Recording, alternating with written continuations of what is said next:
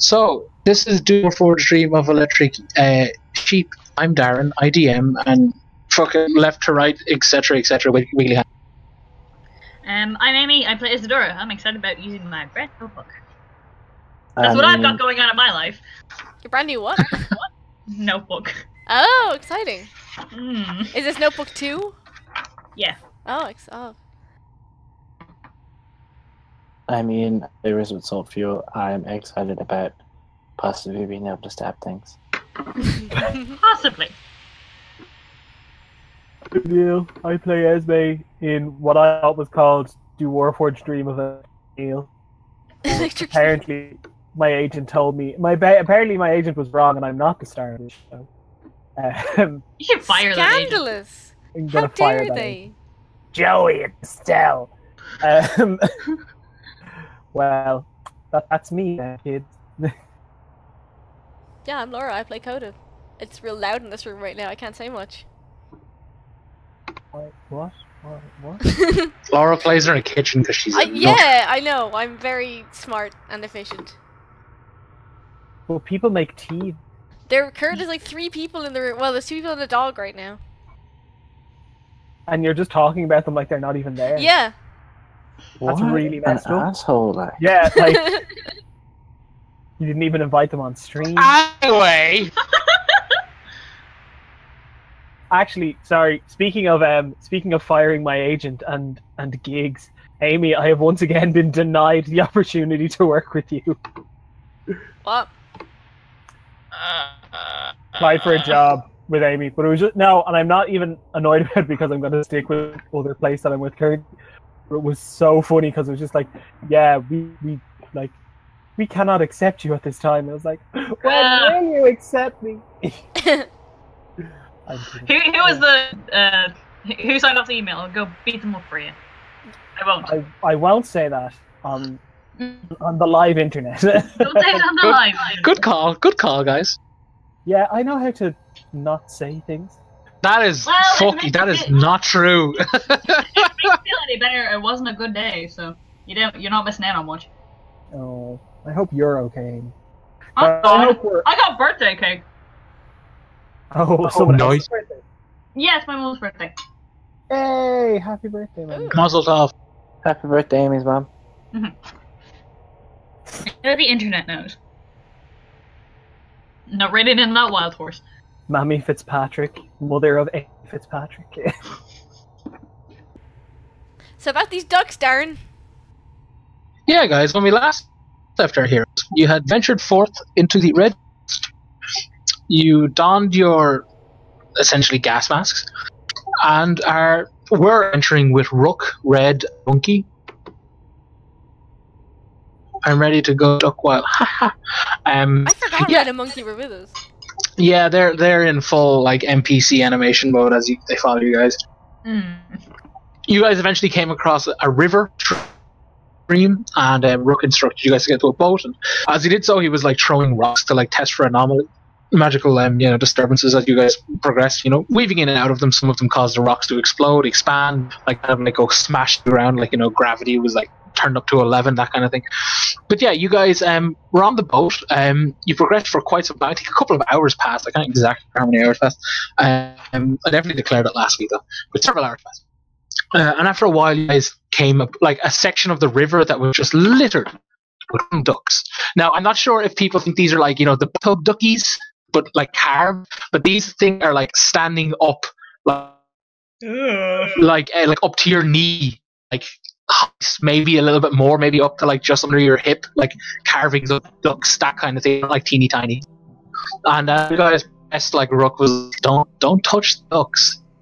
And you guys were like, okay, we won't touch the ducks. But then you realized you just had this gnawing in the back of your head that you really wanted to touch the ducks. And that's why, as I said last week, we're going to start with wisdom saves. So, give me them, people. Cross your fucking fingers, lads. Oh, cross. I gotta. Just gonna say. Oh, why is he? Ooh, we're starting off good. Alright, one sec. We go down together. Right together, die together. Yeah, right together, die together. Rizzy's fine. I'm excited for the IR session wherein we will have to make brand new characters. Yeah, me too. I've been Darren was saying this would be a short session if we all died right at the beginning, and I guess, well... I've been testing Darren's patience all day, telling him to just fucking kill Esme, and he won't do it.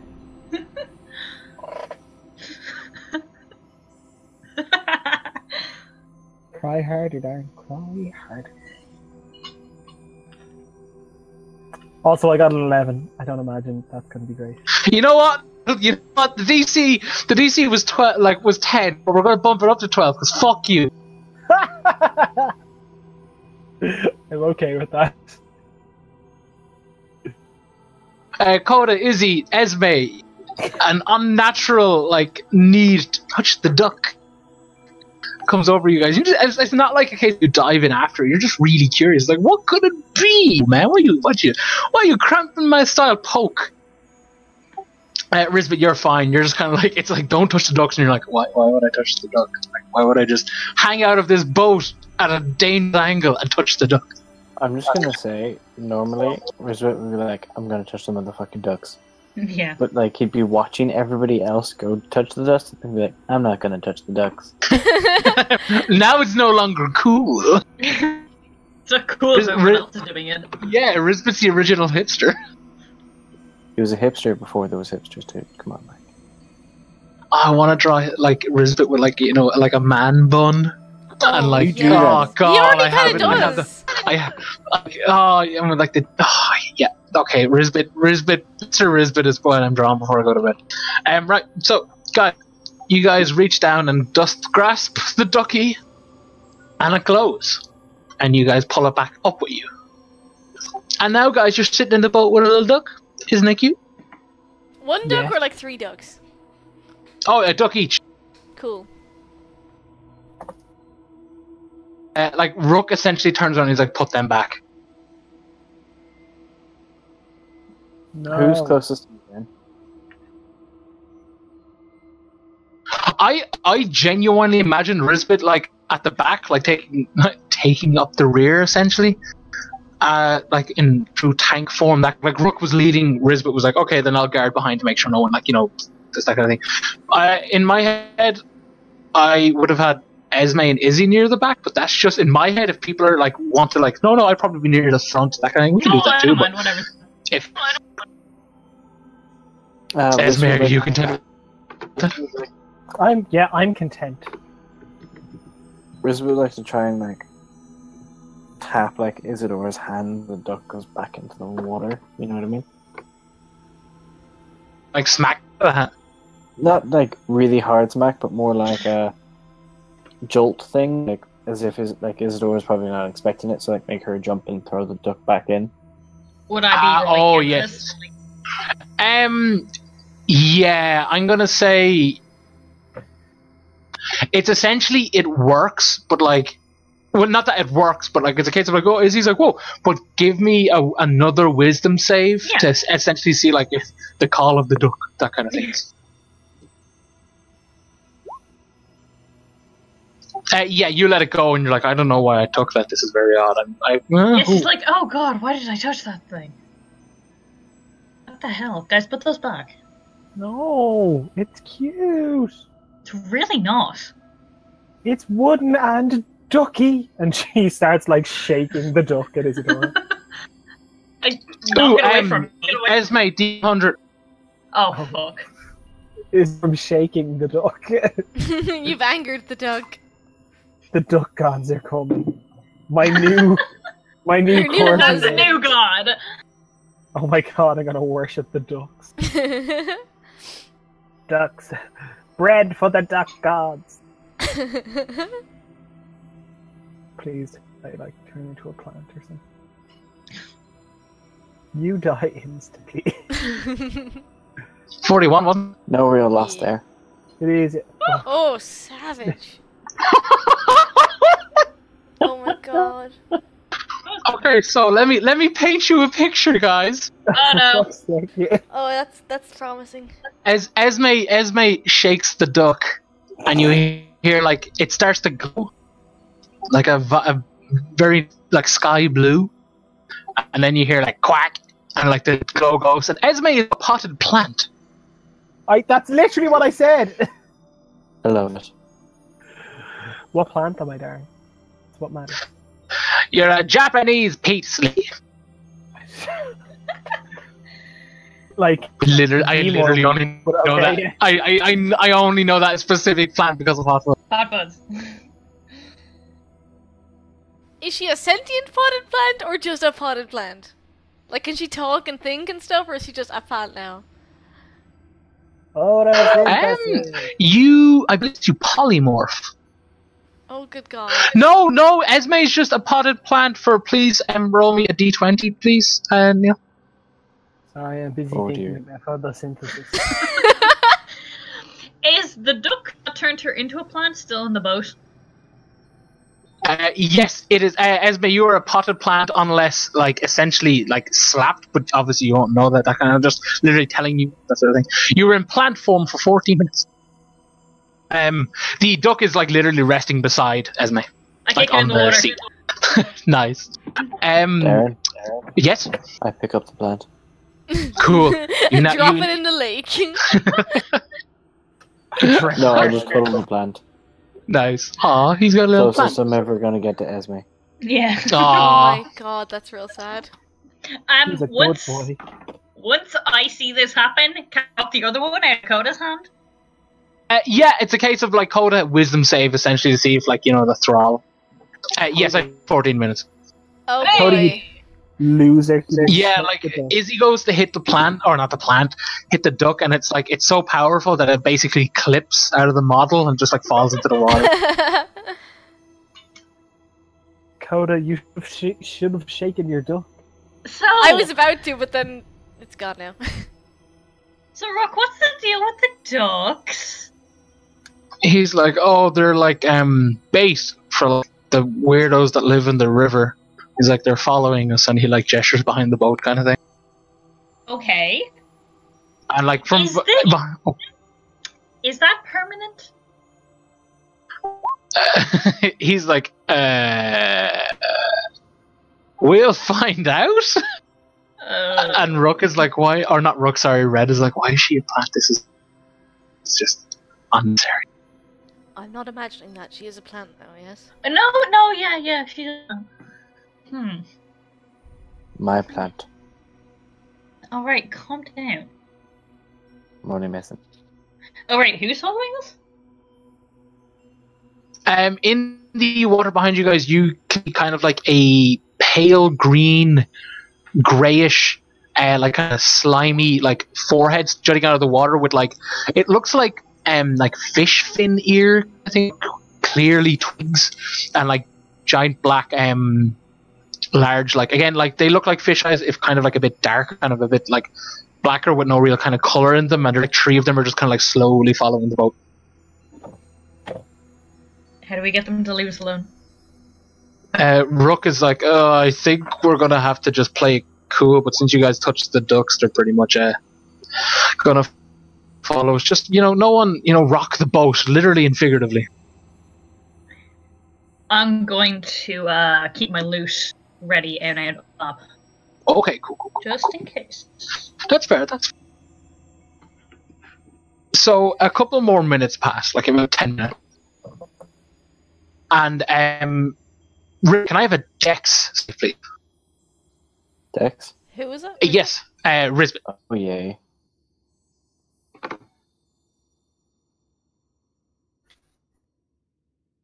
Oh, wow. Nice. Ooh, nice one, Rizzy. Okay, Risbet, you essentially are sitting there with the potted plant of that is Esme, and after you kind of hear like creaking of wood, and one of these things kind of like leaps to grab at you, to kind of like snatch on and pull you down, sort of thing. But you like manage to dodge, successfully successfully out of the way. But as a result, the potted plant is indeed falling. Somebody grab it. Can I Can grab I it? try? Izzy is the only one. She said it first, so Yeah, go go for it, Izzy. So what? Dex save. Okay. No. Amy, I have such good history in the wall. Oh, that's good. Izzy catches it, but it's a case of like you catch it, but one of these things is also holding onto it and just looking at Izzy, like, you know, face to face kind of. I cast Ray of Frost in its fucking ugly face. Oh, Get nice. fucked. I'm not losing her as a plant. What's my fucking mod? Yeah, I have my gun out. Does 12 hit? Uno momento, friendo. And could I follow that up with like a stab with my sword at it? We're gonna give you the stab, and then we're gonna roll initiative. Cool. I'm a plant. Yeah, have fun in this combat as a plant. I'm okay with it. I'm going to let you guys deal with this. It's just gonna be a bunch of people fighting over a potted plant. Like, it's gonna be one of those things where the plant is just being like tossed from person to person through the whole fight. I'm really excited to just continually send the message of photosynthesis. Photosynthesis. Photosynthesis. Photosynthesis. Photosynthesis. That's our word of the day. This episode is Darren, just titled did Photosynthesis. Those creatures look like Squidward from SpongeBob. No, it's essentially right. So, Amy, you Ray of Frost, 12 doesn't hit. It just narrowly escapes the beam, that kind of thing. Risbit roll for damage, but like as a result of Izzy shooting, the others have like essentially stood up and they're like pretty much just like walking on the water. It's like a jumpsuit. If someone was like wearing like a costume of a like pretty much like Creature from the Black Lagoon, that kind of thing, but basic, really lacking detail. Like the eyes are just big black like glass. Its fins are kind of made out of twigs. It's all kind of like roped together and stitched into it, like if someone made like a level 1 cosplay of like a fish monster, that kind of thing. Like you can quite clearly see what looks like buttons or a zip down the front. Did you say roll damage or to hit? I said roll to hit, please. Sorry, I apologize.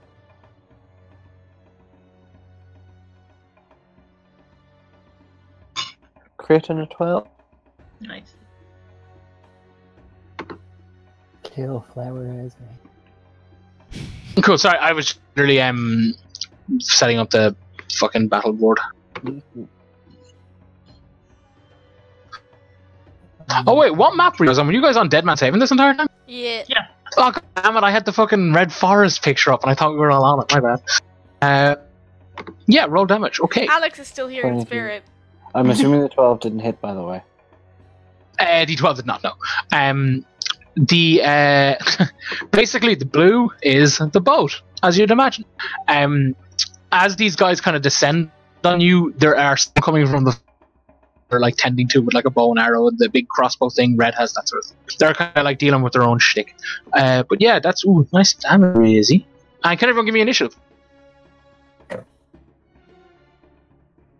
How did Esme get all the way out there? Like, I didn't move her. Because you're the plant. Guys, you don't understand how funny it really is. Esme has been working for Kit the entire time. What's that got to do with the plant? Well, it works for the Hand of the Year. Have Izzy and Esme rolled initiative, or am I going mad? No. Do There's- I, a she plant, have to? need to go? Yeah, you're still like sentient and in this fight. Yeah. Okay, what? I'm What's not gonna lie gonna to you. do? Photosynthesize. Oh my No. god. I just start thinking, Pelor, grant this plant queen thy power.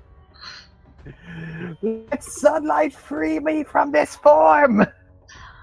Jesus.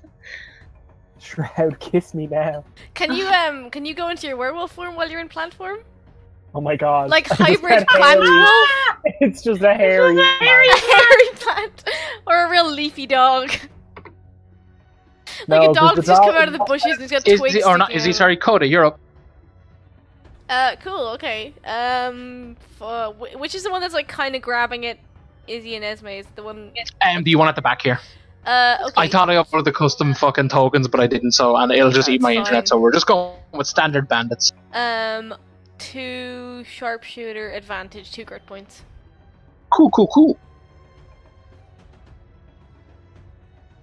40, yep, both hit. Ian. Yeah. Just what rolls damage? Just did. Oh shit. I was just gonna say, have you seen anything of Destiny 2 yet? But yeah. I have not. I'm gonna watch some live streams after this. Nice. I was in my mates earlier and I'm looking at him play. It's pretty, so pretty. Coda, you successfully. PC. Although, if you have a PS4, I'd recommend that because you get extra instances and raids that everyone else doesn't. Yeah. It was only for like a month or something. Holy shit. Like it does that normal. Eventually comes to the other consoles. I heard somewhere that they didn't, but anyway, we'll get into that later at the break. Yeah. Coda, you shoot through this thing and it like pierces through this like suit, and you hear a puncture sound and like you see like you hear steam. Oh, it's an and like inflatable shoot out. boy! Like that kind of thing, like it's like steam and smoke out of this thing, but it kind of like it's that kind of like a kettle needs to take off the hop kind of squealing, but like as it keeps going, it kind of sounds like someone's yelling in pain, and this thing just kind of deflates and falls into the wall. Right, well, hold on, let me just mark it.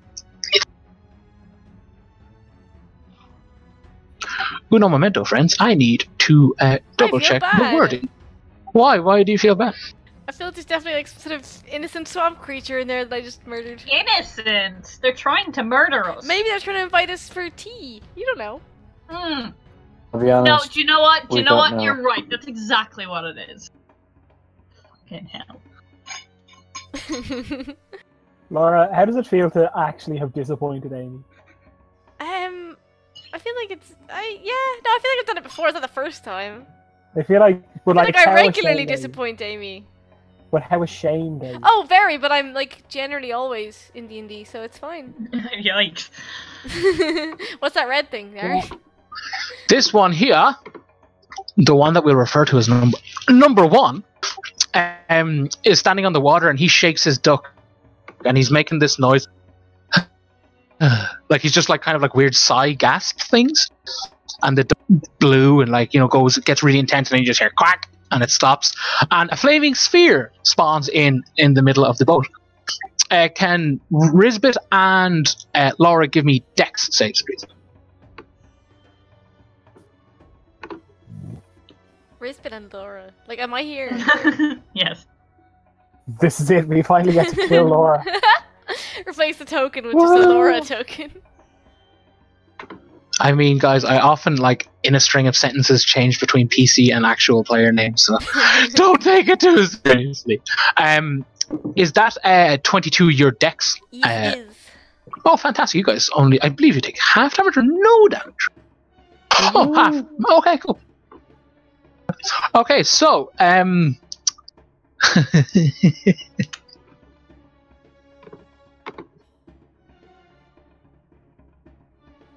okay, so you guys take 4 fire damage.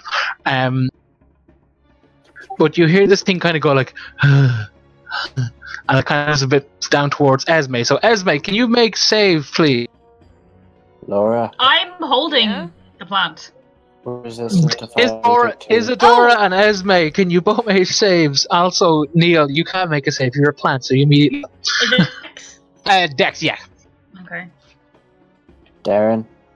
Myself yes. and Coda are resistant to fire, so we take 2 damage. Ooh, neat. Oh, Ez. Oh my fucking god. But it doesn't matter, because I already failed. I was just seeing if I could make it just... Amy, you take 2 fire damage. Esme, you take 5. In doing so, come to you polymorph back. So you're essentially like... Isadora's like, heroic holding like Esme in her arms, like, I'll save you. Okay, she didn't do any of that, Ted. She's just like, oh, what? Yeah, so there's a giant flaming ball of fire in the middle of this little wooden boat, guys. And with that, it is Esme's go. Hey, you're not dead! Photosynthesis! I smack her. She just keeps screaming it, and then she takes out the rod of Pelor and starts firing at your man. She's like, Photosynthesis! Photosynthesis! This is it. Time has come for absolutely irredeemable lunatic action. Oh, the Ah, you're like halfway there. Someone create water. Quick. Use the spell, create water. I'll do it in 2 fucking seconds! Oh wow, no, you Something! I was making a joke.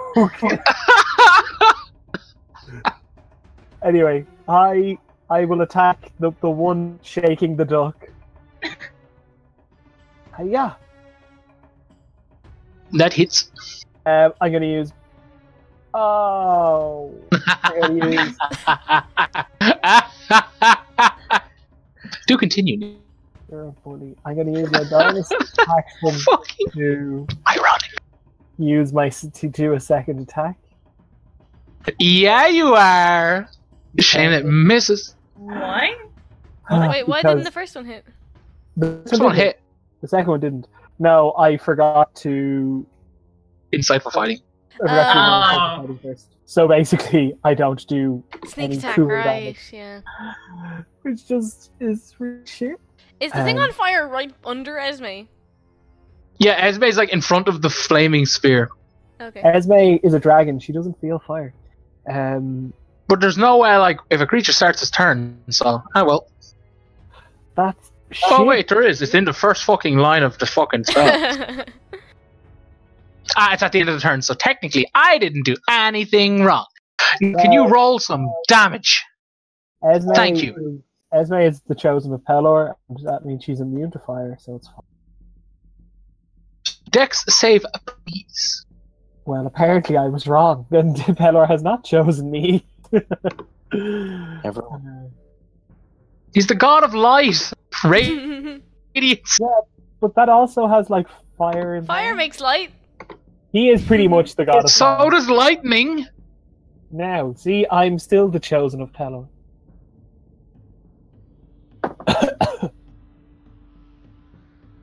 You take 2 fire damage.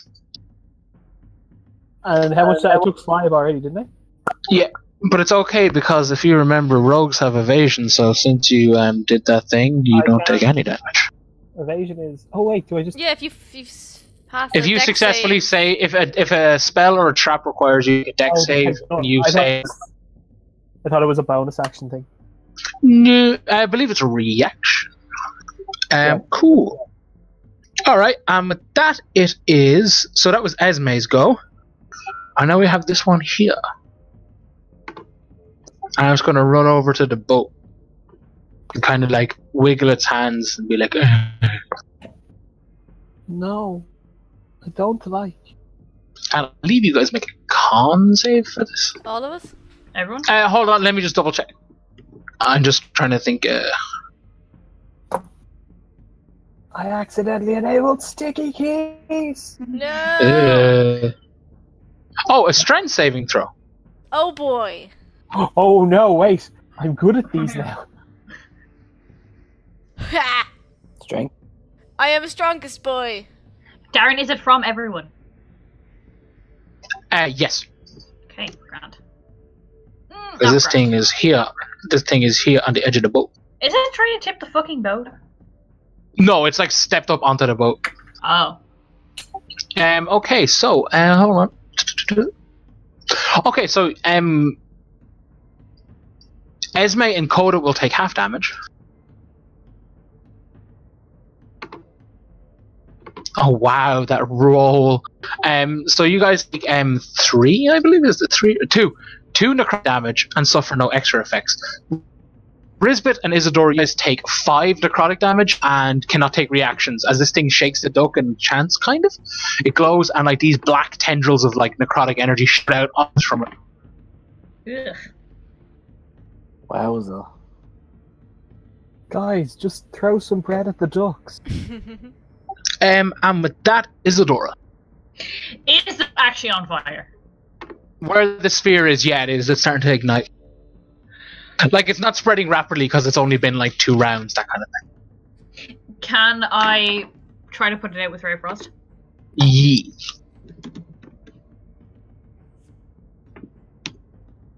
Ugh, 13.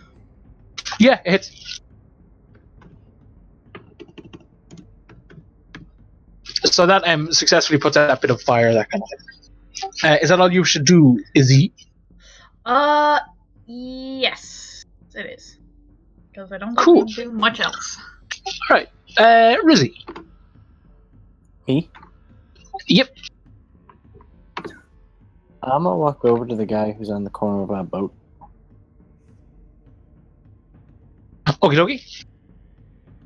I'm gonna light my sword on fire and hit him twice.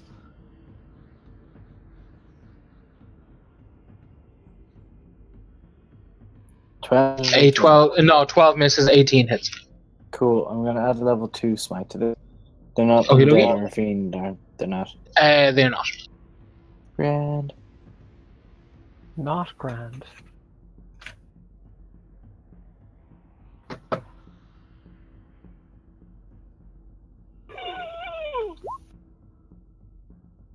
$19 damage.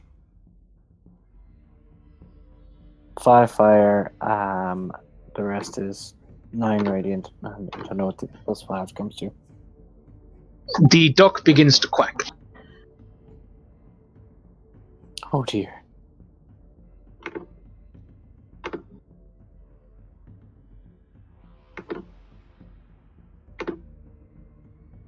Jesus.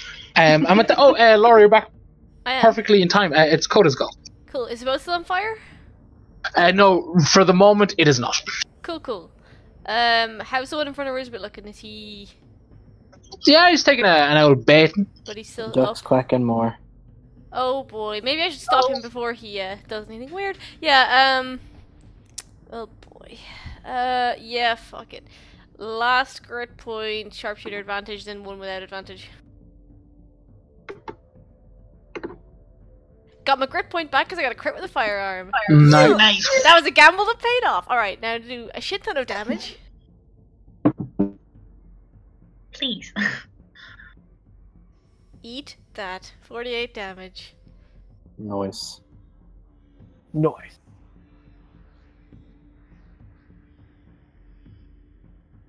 You quick fire 2 shots and let this thing lets out again the hissing noises as it dies. You killed the. I also killed it with a firearm, so it that's another topples grit back into point the back. water. It topples into the water, and the quacky duck ceases quacking, seems to shrink a little in size, and fall into the boat.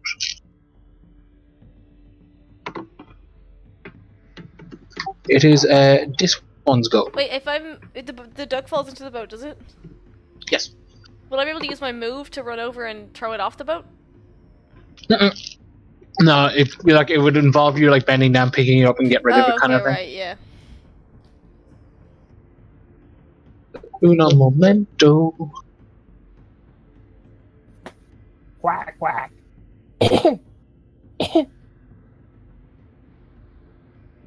What's your problem? I believe this is a strength save, you guys.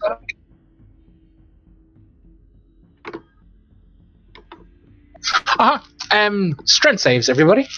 Ugh. Less good this time. Coda. Actually, no, Coda, technically you don't. You're out of the blast range. Ooh, hooray, good, because I only rolled an 8.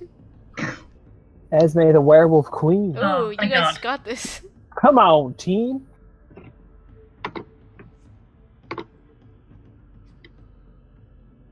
Yay, the boat rolled well. Oh boy.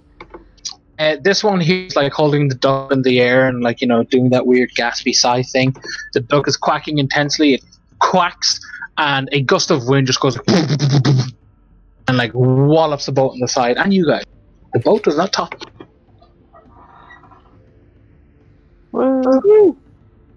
Yeah, no, you guys managed to keep your footing.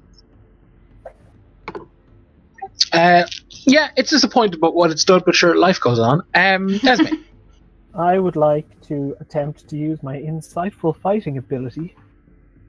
So it needs to roll Deception versus my Insentient. Not gonna lie to you, that's a high roll. What is my insight? Wait, why is there 2? What? Wait, what? Oh, that was both. No.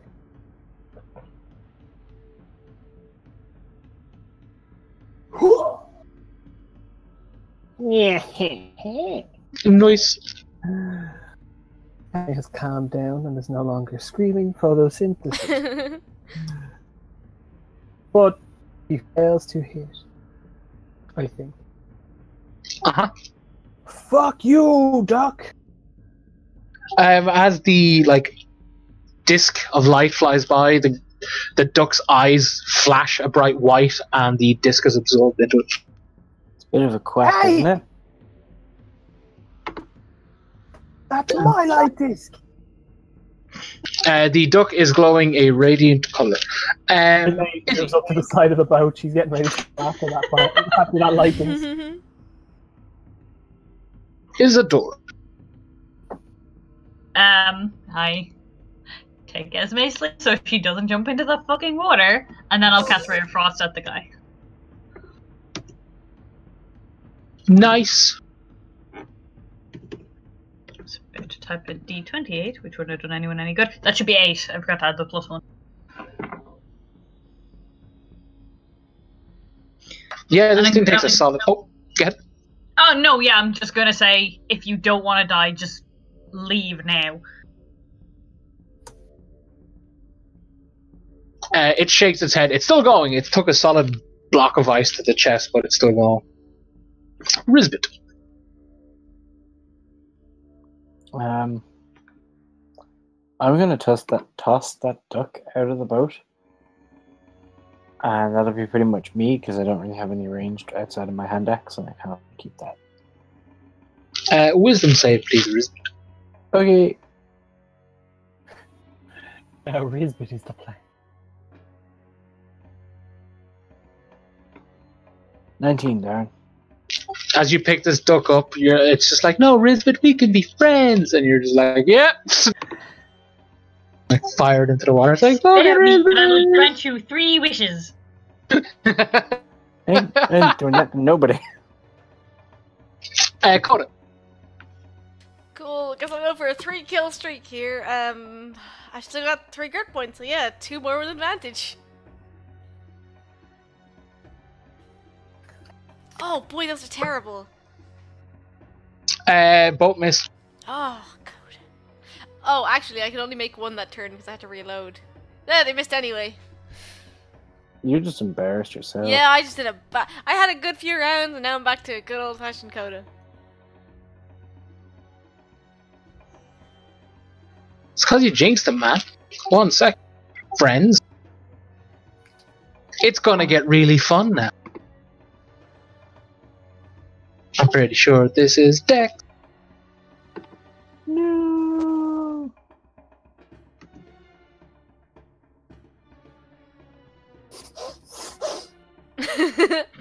Is that always what people do? It's fucking Esme. Esme, can I shave, please?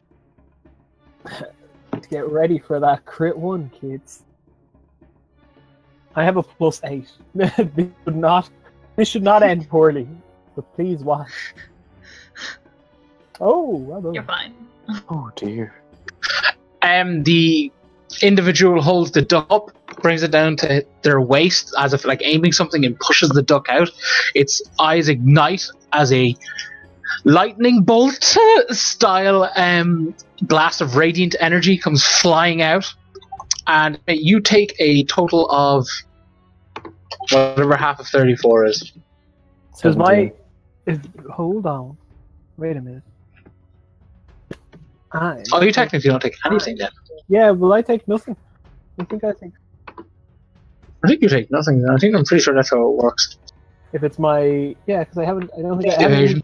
used the Evasion, since the last time Since the last time, yeah. So okay, so you managed to neo dodge the lightning bolt of radiant light.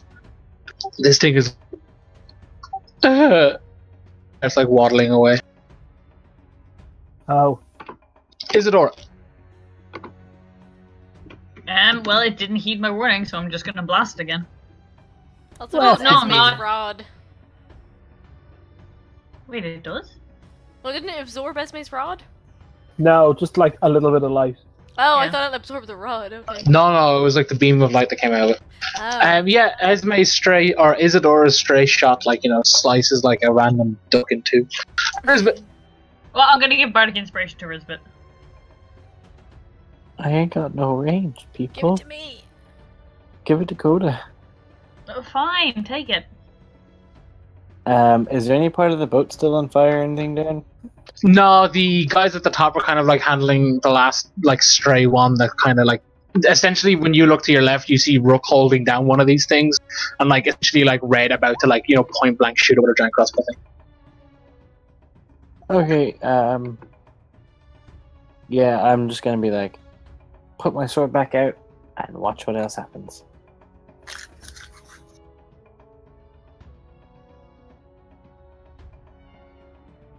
Oh yeah. So you're just letting it run away? I don't have any range, really. But Yeah, no. I was just making sure I heard it right. That's all. That isn't like, oh, that's all you're doing. Kind of dig or anything. Coda. Cool. Yeah, I'll use that inspiration and my last crit point. Go for it, buddy. Oh boy, still not great. And then I'll do another one without advantage. Roll 4 times the normal die you do, please. What? What? Don't just do it. For the one bullet or for both? Both technically, since you're firing at the same target. So 8 times. Prepare for this is gonna be real fun. 75 damage. Right, so like this thing is running away, and you can see like the air is shimmering as it like runs through this like patch of space and time kind of thing, three-dimensional space. Oh. And like you go like, and like the bullets is in and like hit an anomaly, and like imagine if like it's a 5-foot cube, that kind of thing. Like so on the side it enters, you just see like an explosion. These things just like shoot like 8 times faster than they normally would, that kind of thing. And this thing just kind of like essentially like blows apart this individual. But like you know that whole when you see a jet go along the water and kind of like splits it a little, like that kind of happens, just like boom, and like the water kind of like splits to the side a little bit, that sort of thing. It rocks. It doesn't rock the boat because obviously it didn't originate from the gun, that kind of thing. But yeah, that's all like good. Congratulations, guys! Final Fantasy. Well done, music. Nice. Like as you guys look to your left, you see Rook essentially like throwing in the last body, that kind of thing, back into the water. He turns to Coda and he's like, "What the hell is that?" It's a weapon. It's like a crossbow, but modified. I made it. He calls it a gun. Can I see it? What are you going to do with it? Coda, I think we can trust the captain of the boat. He's like, I enjoy my ranged weapons. I'd like to have a look at it. What gun? I know this is like really paranoid, but can I incite him? We're so Yeah. No, yeah. Let's become suspicious of the man leading us through apocalypse now. Well, I mean, I don't know shit. I rolled badly, so I'll just give him the gun. Maybe when we make land? Maybe not on the water? You're fucked now, Coda. What is my 13? Did I get anything of that, or? No, you like no like inconclusive. Amy, that's a good point. I'm gonna say roll persuasion, not because it's like there's nefarious actions at work, but just literally like, oh, that's a good point. But like, you'd definitely be like, yo, how about we wait till we hit land? That kind of thing. Give me the persuasion. Oh, nice. Yeah, okay. He's kind of like, he takes it off Coda, and when you say that, he's just like, yeah, no, that's fair. He's like, my curiosity got the better of me. I apologize. And he sits kind of back down, like at where he was. And I turn to Red and Monkey and say, thanks for nothing, by the way. They were dealing with their own ducks. Were they? I assume so. I assume so. yeah, like when Risbit was like, I'm gonna look around and make sure it's on fire, the thing he saw was like Rook holding one down, like with a knife out. about to like literally point blank like blow its head off with its giant crossbow thing. Okay. As there was, I was a plant. I didn't do that, so I'm gonna be snarky anyway. Yeah, no, that's fair. That's fair. I was a plant. I was connected to all of the life around here for a few minutes there, and I could see Sure. their intentions were good. Monkey makes a variety of shapes with her hand and obviously doesn't say anything else. Is And it red. at anyone in particular, or is it just? Yeah, no, it's aimed at Izzy. Like it's clearly like not like like malicious. It's more just like Isadora said something, and like when someone would most likely reply with words, Monkey seems to make a lot of gestures with her hands and sits back down. Well, is sitting because she didn't sit up. And Red you just hear kind of like sigh heavily through her helmet and like just shrug and like look away kind of thing.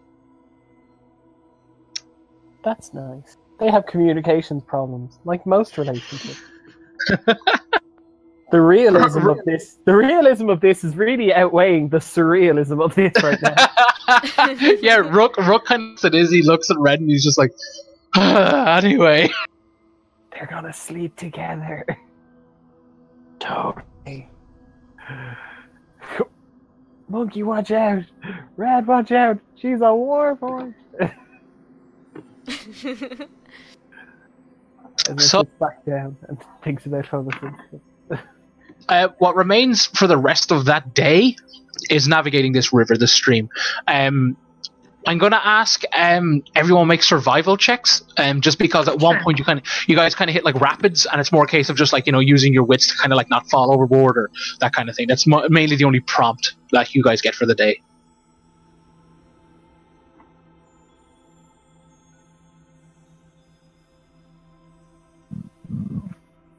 Everyone rolling great. And there she is. Little Miss base average herself. Little Miss middle of the road. Little Miss middle of the road Uria 2017. Her dad like funded the competition and rigged it so she would win. And entered her No, in we still lost. So Sorry. you guys are like hitting some pretty heavy rapids, and like the boat was kind of slapped to the side, and Esme kind of like goes up into the air, but like as she goes up in the air, but like almost lightning precision, like to the point where it's kind of like that's like mages can do things, and I know these can do things, but that was kind of what like Rook in one motion kind of like spins around and just kind of like puts Esme, like pushes her just back down onto her seat kind of thing, just kind of like looks at her like with his one eye that you can see because there's like the brim of his hat's down over his face. That kind of through the rapids, that kind of thing. But yeah, a day passes, dudes. It's that night. You guys, essentially around like 12 and like around midnight, you guys hit land. Like Rook is like, wait here. He gets out and like fires stones left, right, and center. Essentially, like marks out an area that's like, okay, this place should be safe for now. I won't sleep because we have to keep like anomalies can move and double check the areas and stuff. But they're like essentially like whoever stands guard that night kind of thing has to keep like flicking stones everywhere every few minutes to make sure like an anomaly isn't creeping up because obviously you can't see them. So he's like, yeah, okay, rest if you can. We're gonna need it, that sort of thing. So is everyone content to do that, or is that kind of thing? Can I just roll to make some more bullets real quick? Yeah. Oh yeah, it's a case of like it's you guys are literally setting up camp tonight, that kind of thing. But it's just elected to like stay awake the entire night. Is it a D12? See how many bullets I get? Yep. Not bad. 9's good. 9's a solid number. Anything else anyone wants to do or say or anything like that? Esme takes out her rod and starts like pointing it, kind of like a wand. She's like, Can you do what the duck did? And it's like nothing's happening, but she's like making whip noises, and she's like making whip noises. Yeah, okay, apparently not. Guys, this is a question. Did anybody else hear some whispering earlier? Nope. No. What kind of whispering? Coda, did you hear any whispering? No. Rook, Red, and Monkey, did you hear any whispering? Oh no, sorry, they say nothing. Yeah, me either. And she just sits back down. What I said, me either, Coda. You're the one who brought up whispering. And I said, me either. And I feel like I've So given my that's answer. Yeah. Well, what did it say? Is it nighttime? Yes, it's about 1 a.m. Esme takes out the painting. It's like, hey guys, look at the painting. Here, now. Hey, she has it out. It's like, I saw blue people the last time. I wonder what's in it. She just like takes out like opera glasses and she just starts looking at it. What happens next?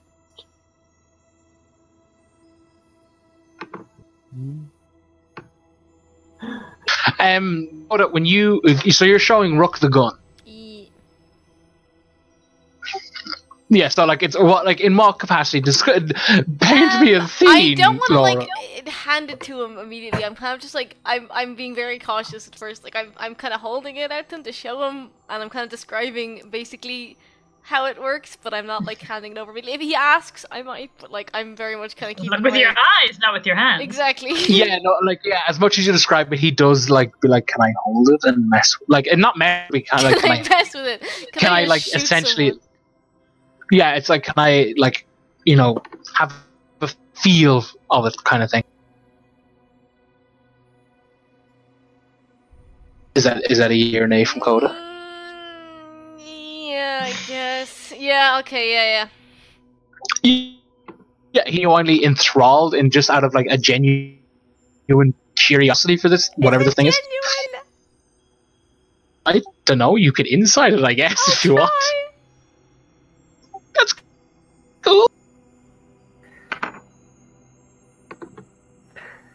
Yeah, he seems just really like, whoa, look at this thing. This is weird. But yeah, he like is like asks Coda like, oh, like if it's like a crossbow, it must shoot. So like I've heard the booming sounds of it. Like it must like shoot a projectile of some sort. Or like how does it work? Like what does it load? What does it? You can't get any arrows in this bad boy. I'll show him the bullets. I just made some, so I assume he I'm kind of in the middle of making a few while you were talking, and I'm just kind of showing him what I'm loading into it. Yeah, so he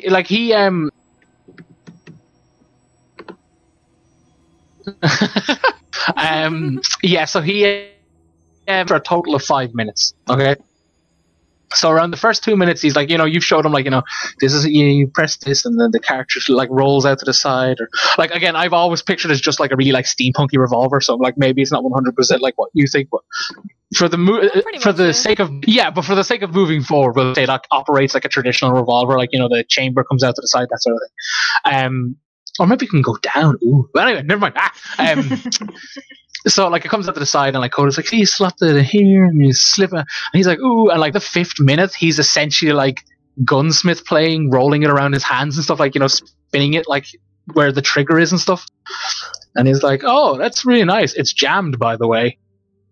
And hands it back to Coda. Like he spins it around to the point, like that thing that's in like every cool shooter movie ever, where they spin the revolver around and like it's suddenly they're holding the barrel, that kind of thing, and they hand the handle. Yeah, he's like, it's jammed. I'm gonna take it back and look at it, go like, it's not jammed. Is it jammed, Darren? No, it is not jammed. He shrugs and he's like, not all like weapon jams are physical. And he's like, Okay, care to elaborate on that? He takes a swig out of his water skin, much like the DM drank some water. Yeah, he's like, there's something in it that's just holding it back. You can't see it. Is this a magical, though, like an enchantment? He's like, think of it as a lot of it is bright, and he like gestures to like most of the gun. And when he gets to say the end of the barrel, he's like, there's just one bit of it that's dark, and that's kind of like restricting it.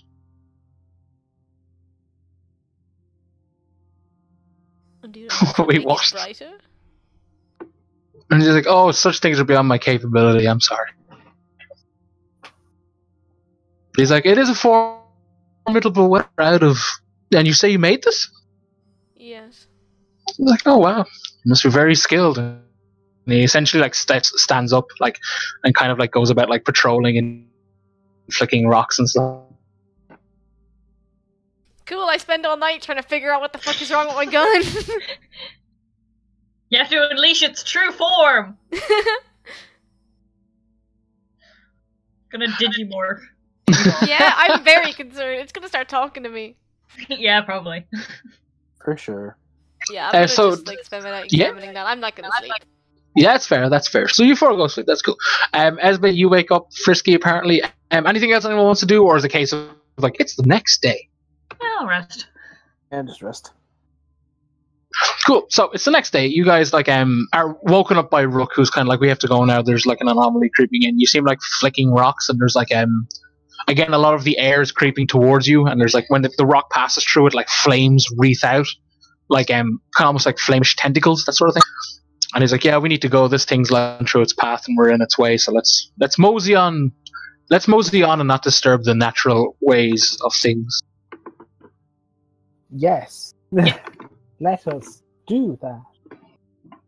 So you guys hike for a while. Again, it's a lot of back and forth, weaving in and out of strange anomalies. Can I have a athletics check from everyone? Because athletics are climbing, and you are in the process of climbing a bit of a cliff face.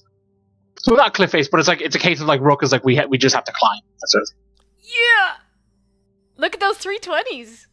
Nice. Jeez, look at everyone. Yeah, you guys. Like, the only thing that slows you down is literally just the actual act of climbing up this thing. And like, you know, Rook essentially goes up and like throws down a rope and he essentially the NPCs and that kind of thing. It's kind of like, oh, we don't need no rope, you know, like, you know, flex and, you know, just like ultimate ninja warrior. Like, hey, Nice. not me.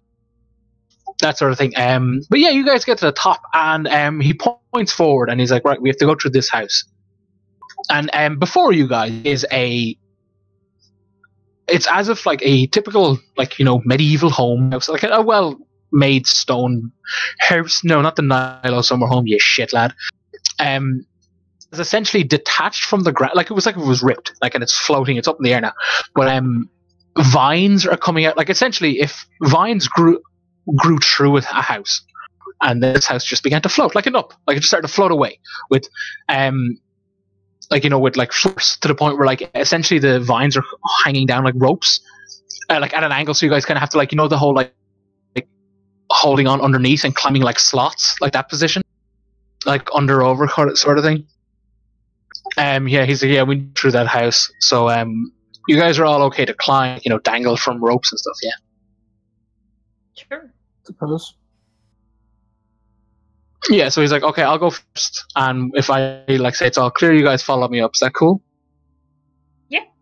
Cool. Yeah, like he manages perfectly fine. Like this stuff like doesn't seem to phase Rook. Rook just seems to just like go where Rook wants to go. He gestures to Red Monkey to come up first, like that kind of thing. Monkey slips, but Red catches her, like, you know, not by the skin of her teeth, but it's, you know, like you see like where Monkey's feet when she dangles down, like she's just like right above an anomaly. Like if Red hadn't have her, she, like, who knows what would happen, that sort of thing. But she manages to pull her up. It's like a kind of a like, oh shit, but she manages to, like, you know, pull her up with a bit of strength, and like, you know, Rook kind of helps them up, and she's like, okay, it's your guys' go.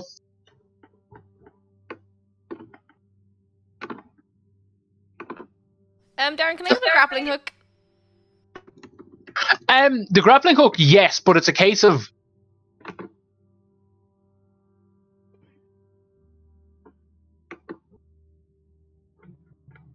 oh shit, I've been holding on Alt and my laptop didn't want me to talk. Yeah, I was like, what happened? So did you guys hear the stuff about Monkey and Red? Yeah. Okay, so your grappling hook, Yeah. you said to use it, you would have to shoot it up and anchor the rope to where your feet are, because you have to go up at a slant. It's not like directly down, that sort of thing. You could kind of like, you know that episode of The Simpsons where Lisa and Bart go to military school, and they have to do that like overarm thing, like dangling down from the rope as they go across like a load of thorns. It's like that. You go like slowly going up. So you can, it's essentially, you can athletics, which is to do that, the hanging down like legs over it thing, or you can acrobatics, the tightrope rocket. That's your two choices. Or if either of you have teleport, Misty Step won't get you up there. It's like 45 feet away. that sort of thing. So I'm gonna go the acrobatics route because I have a 5 in acrobatics and a 0 in athletics. that's cool. Yeah, your choices are acrobatics or athletics. Choose as you would. Mine are the same, but I'll go with acrobatics. I'm going athletics. Cool.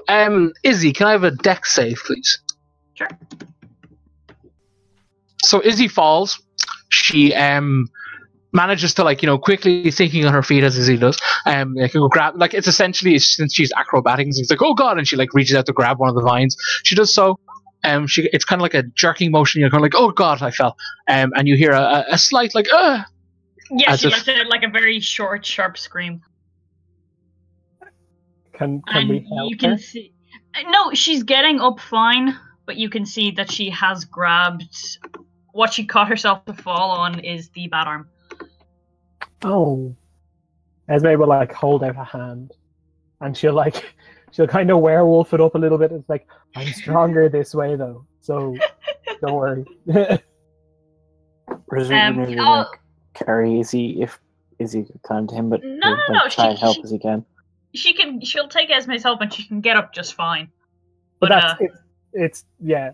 The whole thing is more like, I'm doing this to help, but we'll firmly step off if you want. And as soon as like her feet are on solid ground again, she'll take up her scarf and wrap it around the arm. Hey, so this whole arm dealy seems like it's not getting better. And you, sorry. And you, a magical, have been known to as the nurse my mother employed because she didn't have maternal instincts, would say, that looks like a sore boo-boo, and then would kiss it and make it better. And you do that, yet you don't seem like. Would you like me to kiss the boo-boo? Will that fix it? Sorry, for a second, I thought you were talking as Neil, and I was like, wow.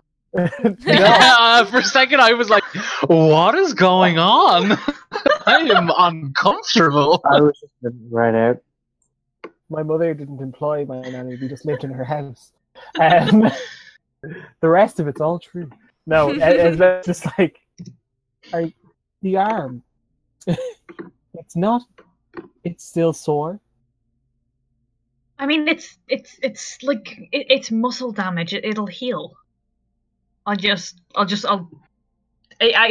like pulled it, trying to climb up. It's fine. It's fine. I know, but I demand no answer, but will publicly express the question: you are a magic person. Can you not just heal it and make it go? Well, I'll heal it the next chance we get, but we really shouldn't stop moving right now. Esme starts walking. He's like, I'm more just wondering why you didn't heal it before. Esme, some wounds are more than just skin deep.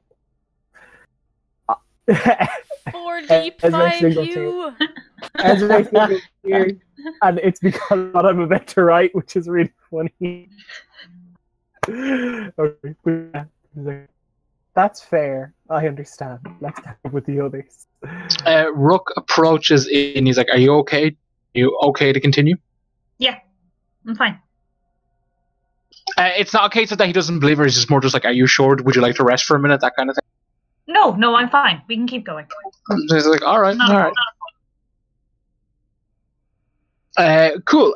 So you guys like navigate through this. They have just survival checks. Because this thing is like rickety piece of shit, and it's like as much as like you're following Rook, it is also on you guys to like not misstep and like fall through the ceiling. Oh boy! Oh, fellas! Sorry, what was I supposed to do? Oh my god! I stand by. That's something Esme deals with. Like. Her mother's actually that is nice. so Esme's. I get it. Like I can feel see like it's why actually Esme is the way Esme dad. is. Mm-hmm. I would 100% think that's her. Yeah, please do. I feel like that's 100% actually her dad, but also it's Mama Nilo is just walking home from the store. She's like, la la la la. Like it's like She suffers a fatal death. yeah, no, a seeker steps out with just pluck written on his chest, and he just shoots her, and he's like, "My job is done." And then he disintegrates into ash. her whole thing is supposed to be she's just like tweaked out on Xanax. Poor woman. Anyway, what am I supposed to be doing? Is it acrobatics? Survival. Survival. Apologies. I was just really thinking about that joke. That's not that bad. Esme is channeling her trauma into surviving. What? Isadora and Esme. Yeah. You guys like step well. Like some of the house is breaking apart and floating. Like it looks like this house is like suspended in like zero gravity, that sort of thing. But while bits of it have broken off and are kind of floating about their gravity regardless, Rizbit and Coda, you guys slip. I have dex saves, please. Oh dear. It's a good job you didn't wear that heavy armor, old boy. Very good job. Oh my god. That was a 2 on the 3D dice on mine. I was like, oh my god. It's 2 on my one as well, but I'm taking it. Hashtag my 3D dice. Yeah, you guys like catch yourselves and like your leg on like some floating debris passing by, that kind of thing. Manage to like scurry your way back up. When you push off the rock, you guys kind of like put your feet on this. You push it down and you see like it goes into an anomaly, and it just kind of, it's essentially like it's if someone had a game editor and like gets one end of the rock and just stretches it all the way out, and it just kind of like crumbles to ash, that sort of thing. Every time we encounter one of these, Cody's like stopping for a second to take notes and stuff. He's just so into all of this. Fair. As you guys progress to like the other side of the house, like again, like it takes you guys about 20 minutes to like navigate it. Like as much as it seems to have just floated up and suspended animation, like cabinets are still knocked over, and you kind of have to navigate through, and like he's trying to test everything. Sorry, what's happening? I had to step away for a sec. You guys are navigating the house. Rook is essentially testing everywhere. It takes you guys about 20 minutes to navigate. It's a big enough house. It's like a standard house, but like everything's all chaos floating through it. Some of the cabinets are in the way. You have to push them out of the way. Like it's like some stuff seems to be affected by zero gravity, other stuff seems to be affected by regular gravity. That's as Rook pushes like this cabinet up out of the way, that's kind of like slanted in the middle of the way.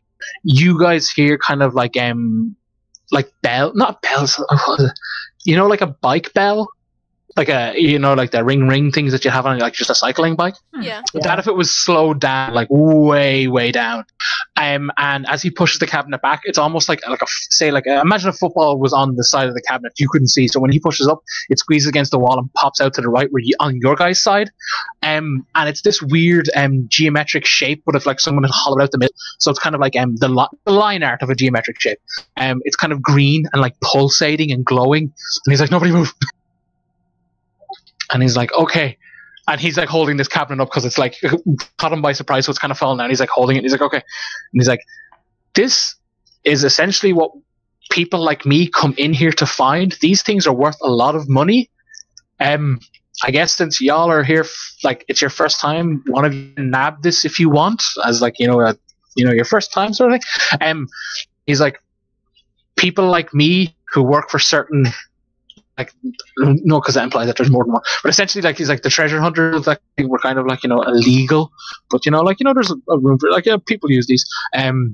There's a market for them. They make some money. Like it's literally what I do. It's my job. I'm a guide second, and I'm a treasure hunter, that kind of thing. But he's like, yeah, if you guys want, this can be your first artifact you guys find. I call them artifacts because of the source material they're based off, not as in artifacts, as in like the magical item artifact sort of thing. I know that's going to be confusing, but literally just like I couldn't come up with a better word, and artifact just works. But yeah, essentially guys, if this was a video game, a little tutorial thing would pop up because bad storytelling and bad gameplay. But you guys can either use survival or arcane to essentially that's like go about picking it up. I want to try. Yeah, of course. It's a case of like I have a table.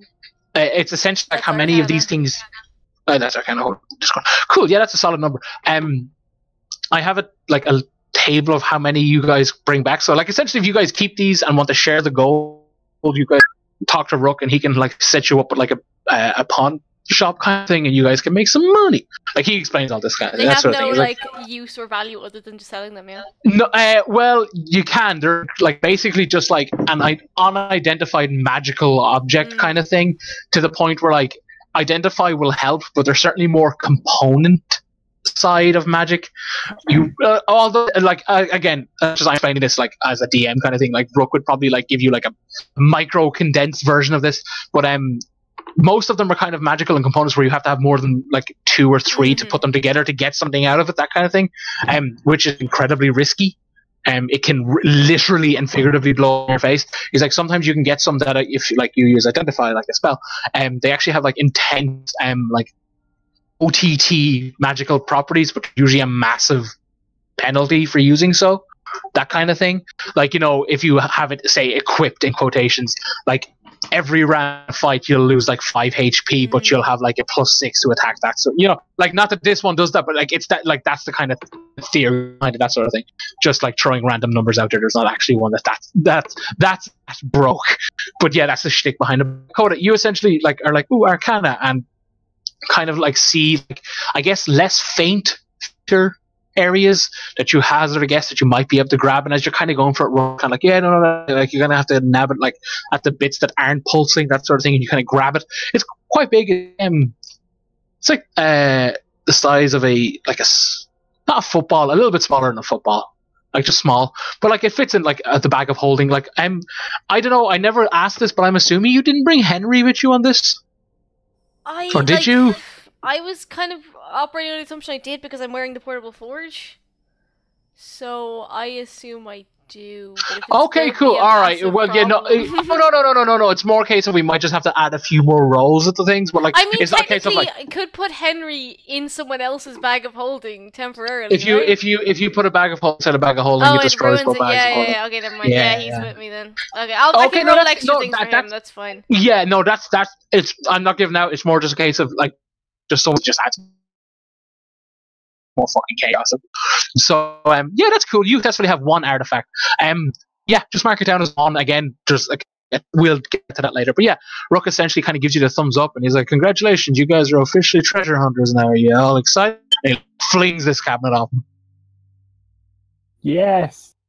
What do they do? He's like, "Oh, they're rare. Like the creation of magical items. Some of them are just literally magical items." Most people tend to like identify them, looks into the camera, kind of thing, at like, you know, when you're going to bed sort of thing. But we can do it now if you wish, just to find out. But it's a case of like, they go for a lot of money. Like, they're a bit more taboo when it comes to spell creation, item creation, or like, it's why it's not that they're illegal, it's just frowned upon. Like certain cities just outright will not have like treasure hunter guilds in it because of it, that sort of thing.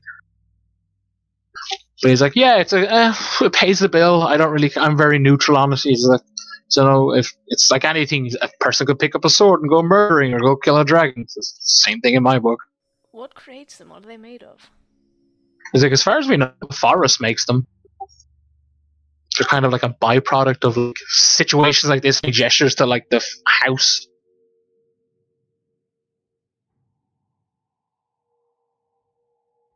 And like Red kind of doesn't really seem to comment much, and like when it appears, like you see Monkey, you hear Monkey only gasp, but kind of like then she seems to collect herself and pretends to just be like, yeah, whatever. It's a thing. Cool. Yeah, it's not. I suppose it's okay. I mean, like I'd only play with it if you told me to. You know what I mean? That kind of thing. I'll put it in Henry for now then. Yeah, no, that's fair. Yeah, you know, Henry is happy to gobble up the explosive nuclear content. Y'all found uranium. You guys. Can I make some sort of like nuke gun now? I mean, you guys get to like the other side of, like, essentially the exit hole in the side of the building, and before you is a kind of a slightly raised up higher view of the red forest. It's a lot of trees, a lot of red leaves. Distance, you can see what looks like a spire but like a kind of a tall tower-esque spire that seems to kind of like faint in pulse. And Rook looks at you and is like, well, that's kind of like the introduction of this place. Like, we always have to pass through this house. Like, the forest changes depending who's in. He's like, you know, keep your destinations in your mind constantly. And forest essentially will give you trial. Will give you trial. Breaking up there a bit there. Ooh. Yeah. Keep your destinations in mind. The forest will like judge if you're allowed to go there, that kind of thing. It'll give you trials, like places like this. But as long as you keep your destination in mind, if you like keep walking forward, you will arrive at it. But there's like certain landmarks that always appear. It's like this house. I call it like, you know, the like, you know, front door kind of thing. We always have to go through it, that sort of thing.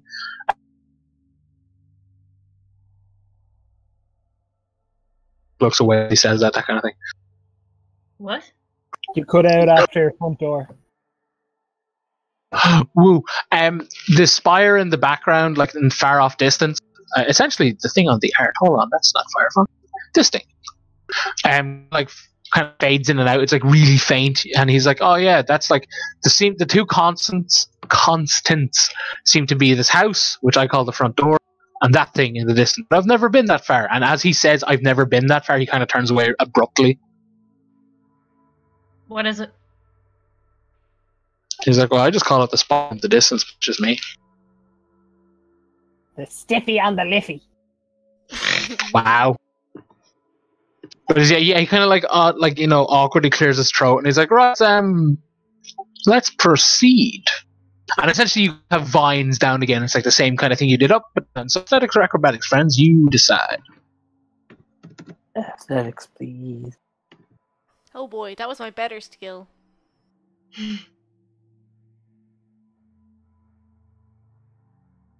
I would love to meet at the Spire and go to Lush. That sounds lovely.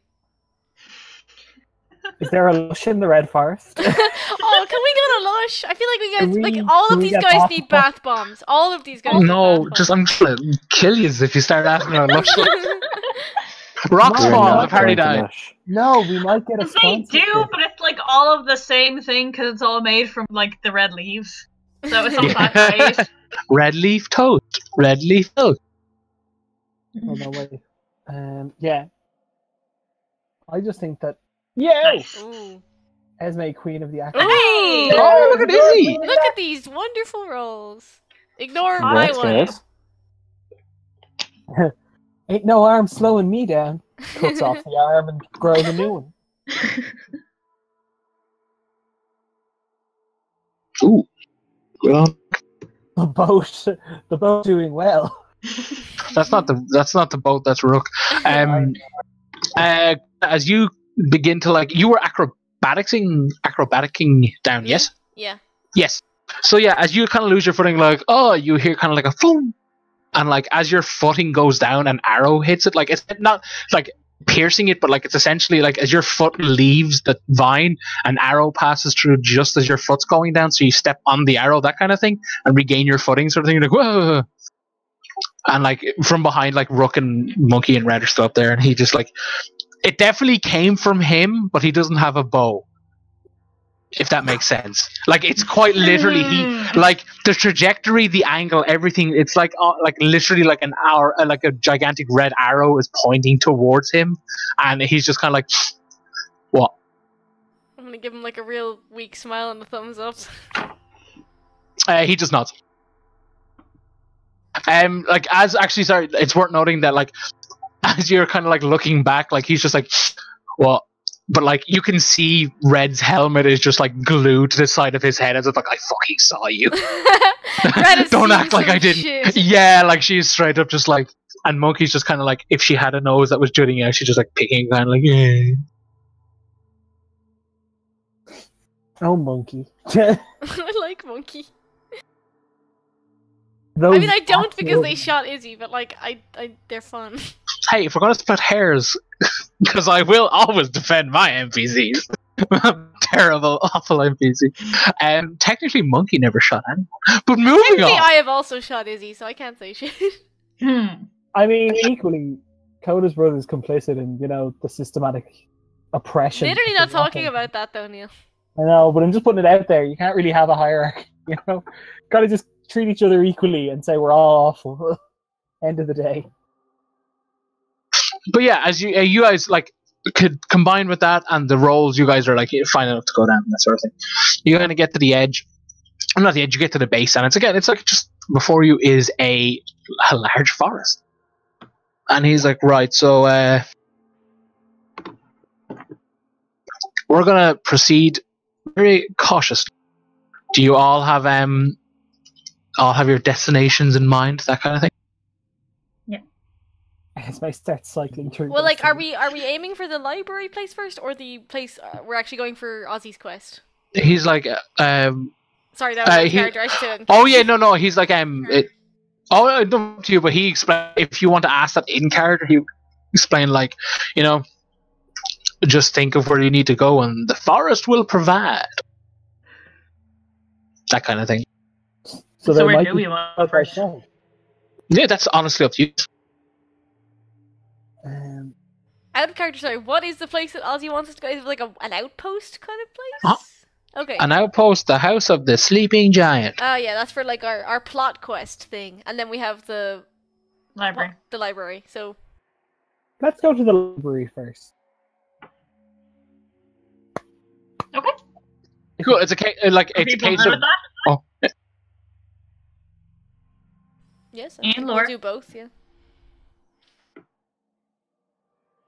Okay. Cool. Yeah, it's a case of like I'm assuming like you guys kind of like, oh, wait, do we want to go to this place first? It's like, okay, cool. So Red leads you. He just leads you forward, as he said. So essentially, you guys are led forward. Can I have survival checks? I'm just killing it with the rolls tonight. You and me both.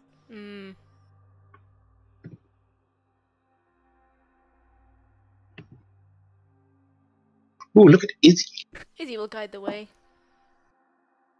Yeah, it's a case of like you guys are going for like as you guys walk, like Rook is explaining, is like, oh, the further we go in, the more intense or like hazardous the landscape comes in terms of poison. Like he explains that despite being sensation in your throat, essentially you get poisoned and cured instantly.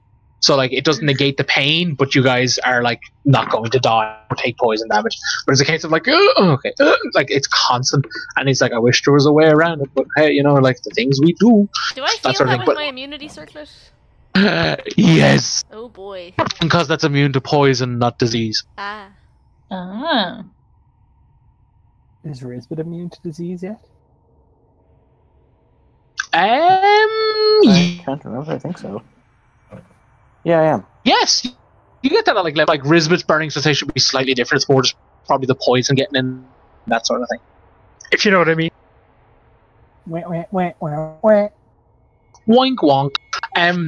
Yeah, so you guys proceed forward. The anomalies he explains will get more and more intense. They'll travel more. He kind of has a bit more. It's almost like not respect, but he's kind of like really like we're intruding on the anomalies. Not the other way around, if you know what I mean. Like anytime like he makes you stop and wait, it's always kind of just like, oh, let the deer or the bear pass, that kind of thing. It's very much just like, oh, like it's literally like it's like at some point during the day, like you guys have to wait for 20 minutes for this incredibly slow one that he points out. He's like, oh, you can just about see it, and like you guys just have to wait for it. He refuses to leave until it goes past, that sort of thing. And he's like, yeah, they're as natural as fire. You know what I mean?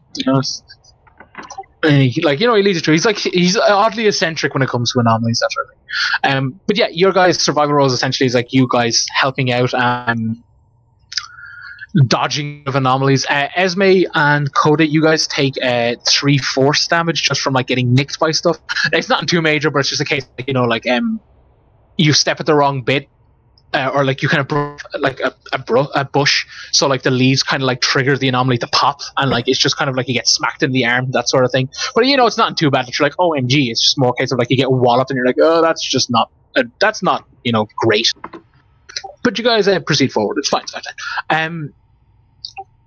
He kind of declares that this is a good place to wait for, set up camp. And in doing so, you guys will also get a 10-minute break. That sort of thing. Is that cool? Yeah. No! I hate breaks! Well, too bad. Sick one. Right, cool. I'm going to go Okay. Back in a second. Cool, back in 10, guys. Well, yeah, I have the image up. See you in a bit. Intent to proceed? Did we take a break in game? It's been a long rest. Resting, right? Yeah, it's been a long rest. Yeah. During this time, Esme takes out Karen's bow and starts trying to like put the rod into the bow. And Like shoot the rod as an arrow. No, but like it's like she's trying to get the the main handle of it. Try to like maybe it opens and it turns the bow magic and it's like a parcel. Or maybe I could just like strap it together with like whatever passes for a Why? Yeah. I literally have an entire forge. Like I have It's so many fellow tools. tape, Neil. Gosh, JK, come at me like. As you are doing this, like, is this before or after you sleep? Because I know Eladrin. During she's during During the crafts. Yeah, she's sleep craft. The new pandemic. No, she's she doesn't like. She kind of just like holds through them, and like at one point she does in fact like try to just hold them together, and just like as the rod and bow touch, you hear angry bark. Oh, for fuck's sake! as I spent some time just being like, can't I be both light and dark? No. Can I not be the day man and the night man? Are we not two sides of the same coin? So this is before Esme sleeps, yeah? Oh, you're gonna get yelled at by a dog. I'm gonna be here for watch by. Okay, cool. 1 sec. We'll set in 2 seconds. I just want to send this thing. It's just Esme being like chewed out. It's just literally a whisper. It's like you are in fact yelled at by the dog. Stop trying to get the best of both worlds. Why can't I just? No, Esme's a modern woman. She can have it all. Oh my god. Esme is just trying to have her cake and eat it. She is the post-feminist. She is post-feminist. Jesus Christ, she is. I gotta make a picture of her someday. I gotta redo the picture you have of Esme was right. Just as post-feminist here. Oh god. Anyway. Wait, what's the picture that Esme is right? On your birthday card. On my little birthday card. It was real cute. And it's just Esme with a big badge that says Esme was right. Oh, it's cute. No, she definitely does yell about like, can't I just be both? But everyone else is trying to sleep, just like, oh god, again. Okay, so Izzy, you are sleeping. You are watching. Yeah. Rook essentially will be like, okay, are you like again? Not like kind of like what? It's more just like, are you sure you want to do that? That kind of thing. He's like, okay, well, I appreciate it. Thanks very much, kind of thing. And he kind of like, perches himself like sitting up against a tree. So like, if for some random reason he needs to like jolt up, it's kind of easier. He's not like on a bedroll or a sleeping bag, that kind of. And that's fair. Yeah, Cody, you anything else you wish to like do / declare, or do you just sleep? I'll make more bullets and have a look at my gun before I go to bed. Nah, he's just gonna. Yeah, cool. All right. Be at peace. Yeah, give me a D12. Oh yeah, 11 bullets. Nice. Cool. All right. So Izzy, you watch and it's fine. I'm like easy, not easy sex, but just because. Sorry, Rook has taught you. Rook teaches you like how to throw the stones essentially. Okay. And he's like, yeah, just like every so often, just kind of do them in like like forward, left, right, back, that kind of thing. So you do, and it's fine. Okay.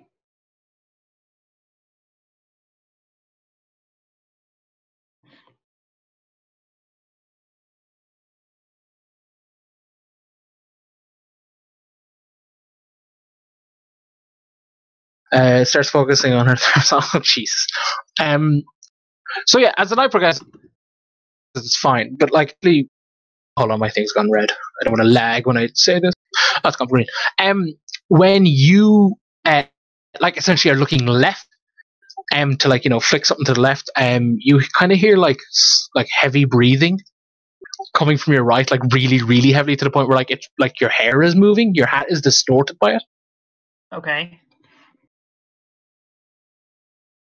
Can I tell if it's coming closer?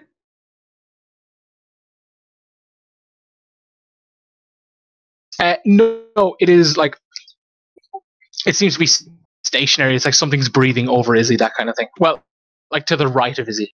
Like right up behind her. The breath is definitely coming from above. But I'm gonna say, like, for the moment, like Izzy's kind of looking to the left and has kind of like froze up, that kind of thing of like what? I'm going to step away from that space slowly, and then just keep a very, very close eye on it. Cool. All right. As you step up and kind of back away, like from the your peripheral vision on the right, you see something white, kind of like matte white, in the middle of camp. Like it's just on the edge of your vision, so you can't see. Do you look over to it, or yeah, cool. All right, so you kind of just rotate your head, kind of thing. Like, what is that? Before Isadora is a gigantic white hand. It's like really smooth, like it's kind of like almost like a matte texture, but it's like almost cartoonish in design. I don't know. No, actually, no, it wouldn't be. Yeah, it's just like a matte white hand, like kind of like pressed. Like if someone was say doing a press up, the arm is shooting straight up, like it's kind of leaning. It's leaning like that. You can see the forearm clearly rises out of like above Izzy's hat, kind of like out of view, kind of just one. But there's definitely something breathing down on you. It's like just a giant white hand. You notice Rook is gone, and like he's like just essentially he's like by your side, and he's like, don't look up. He's like, it won't. He was like, I don't call, but they won't attack you as long as you don't look up. Okay. And he's like, okay, wake the others, but again, tell them, like, essentially, like, if they're like lying on their back, turn them over on their side, sort of thing. And kind of like, hey, we need to go, like, wake up. Essentially, you guys have just like the minute over the mark enough to like trigger a long rest kind of feeling properties, that sort of thing. But like he's like, if they're lying on their backs, like in other words facing up, just kind of turn them on their side and just be like, hey, wake up, don't look up, we've got an issue, that like explains them. So he's like, you take one half to the camp, I'll take the other, that sort of thing. So he essentially tends to the NPCs. Okay. Yeah, that's cool. So you take a few minutes. I'm gonna say, like, just for like not easy and safe, but just a case of like, if Izzy's standing over you, kind of like, yo, dude, let me, don't look up, we've got a problem. I'm not going to be like, people are like, oh yeah, well, I look up anyway. Is that safe to assume people would abide by Izzy's instructions? Yes. Yeah. Cool. All right, so you guys get up. Again, and when you guys are up, like, Rook again reinforces, like, hey, guys, we'll be fine. Just don't look up at it. And this like matte hand hasn't moved, but like you can kind of see like its fingers are kind of like not in it, like it's not flexing its hands, but it's clearly moving, like it's like rocking back and forth, like it's like a statue, that sort of thing. Let's see.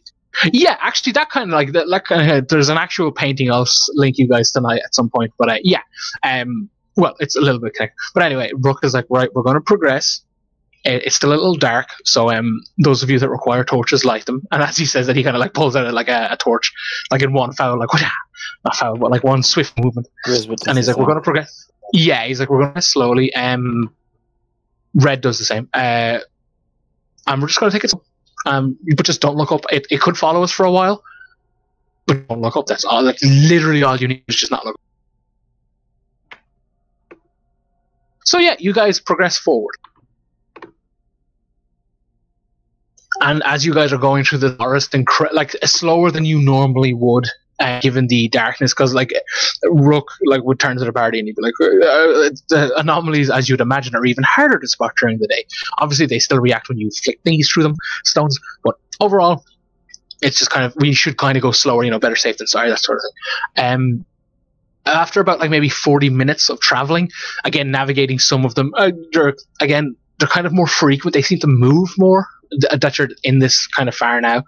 Well, not far. Like you guys are in further than you were. Eventually, you guys come to a large opening, kind of like a middle of the forest. Not a middle of the forest because you're down here in the middle of the forest, but like just an opening. It's as if someone put a balloon under the ground, right? Okay, this is good. This is really long-winded, but it's the only way I can wrap my head around it to explain. Basically expanded the ground like a balloon was underneath it, and like cut out holes. It's kind of like a circular spider web kind of thing, if you know what I mean. Like it's kind of like a geometric shape out of the ground. It's clearly made out of dirt and wood and stuff. And he's just like, oh boy, he's like, okay, I've encountered something like this before. We can go through it, like as in like walk down slope and kind of like go in between the struts, I want to say, like run through the hollow core kind of thing, because you can clearly see through this thing. This thing is like really like thin wiring, so it's a case of like you could definitely run along it. It's thick enough to support you, that sort of thing, but like you can quite clearly see the other side, and there seems to be kind of like a body of water. You have to kind of dip down into a run through this thing if you wish to run through it, and kind of go up a hill, and then he's like that's where we need to go, over there, essentially on the other side. And when he flicks stuff left and right of this thing, they trigger anomalies. Some of them have like sparks of lightning, others like are fire. So he's like, it looks like we go either through it or over it. It's your guys' call. Again, like I'm the guide, I can get us on the side, but it's just a case of like, do you guys want to sprint through it, possibly triggering anomalies, or do you want to crawl over it? Like essentially requiring athletics and or acrobatics, but again, he's like, there's most like anomalies on top too. So sprinting would be con, do any of the abilities actually like require sprinting, or is that athletics? I think that's probably it's athletics. Yeah, okay, so it's like, okay, so how about this? If people want to do athletics, it's running through the middle. If people want to do acrobatics, it's climbing over the top. How is that set? You. Easy. What are people currently planning? Risbit, I assume you are taking athletics. 100%, yeah. I am, before we go anywhere, I am going to cast... Where's the thing?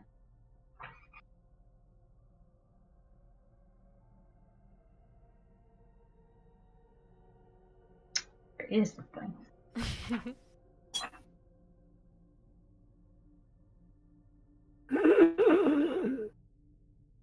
That's a horrible noise. It was. Leo's think whatever the thing. Dust. Well, the thing that's like floating above you guys definitely makes noises like that. Ooh. Nice. I am going to do the thing where I give everybody bardic inspiration. Nice. Awesome. Oh, it's like crescendo or something? Yes. Yeah. Do we all have to take the one route, or can like some of us go over, some of us go through, kind of thing? Essentially, oh darn, is it what? Is the slender? Ooh, oh Jesus! Fuck! Stop that, man. Essentially, Rook is like, I'd prefer if we all went the wrong way, the same way. But it's a case of like, he's like, I personally am going to sprint because I'm a better sprinter, and Monkey and Red are like, okay, yeah, we'll do that. He's like, essentially, if those going say above, I physically can't help you because I will not be beside you, that sort of thing.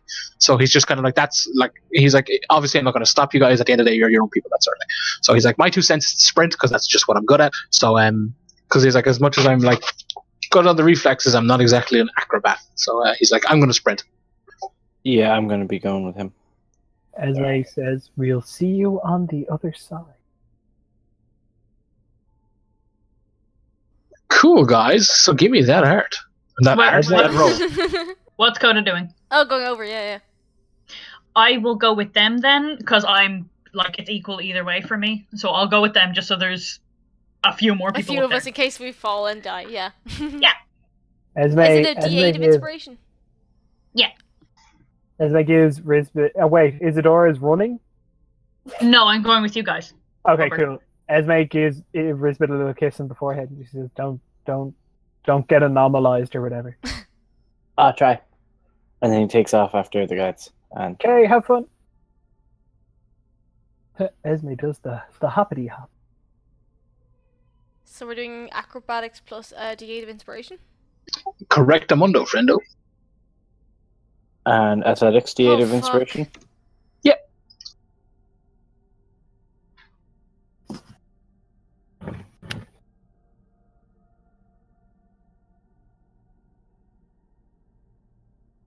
Come on, Only I was roll level 3 9. snake eyes. Nah. That would have been awful if that happened. So Coda, you did what exactly? Remember? I got a Please? Thank you, Amy. Okay, cool. You know what, Coda? You went above or below, Above, yeah. and you are with. Myself and And Esme, yeah. Okay, cool. All right, so, you kind of lose your footing, Esme, Izzy. You guys see it happening all so well. It's a case of like you guys are like ahead, sort of like, oh shit, we picked up on. You both may roll deck saves to essentially kind of catch Coda, like help him get his footing. But you essentially like Rook, like kind of like 3, 2, 1, and he just like takes off, and he's just like left, right, left, like he's barking orders essentially, kind of like to dodge anomalies. He's like throwing stones left, right, and center. But you guys get through. Again, Red kind of seems to get nicked by a flame one, but it's more a case of like she took damage, but she's definitely like like in any way like, oh god no. It's just more a case of she gets nicked, so some of her fee has gone down, that sort of thing. Oh shit, Izzy. Okay. Esme, do you want to roll a thing? Hello. Neil. Either Neil's disconnected or Neil doesn't give a shit. Neil's what? dead. Sorry, no, I had to put my dog out. Roll to save Coda from his head exploding. Oh shit! Yes, definitely. Is it Dex? Dex save. Deck save. Izzy failed hers. Oh my god. Well, I'm dead. Bye, guys. Darren, can I Oh my do god. something really cheeky? Whisper it. Oh well, it depends. Do you want to whisper to me, or do you want to? Because I was about to hit. I'm gonna whisper it to you. Okay, cool. She's gonna transform into a fucking car because she's busy. Izzy's transforming. Oh my god, she is Meg Fox from the Transformers franchise. If it was next level, I could just re-roll that save, but unfortunately, we're still level 8.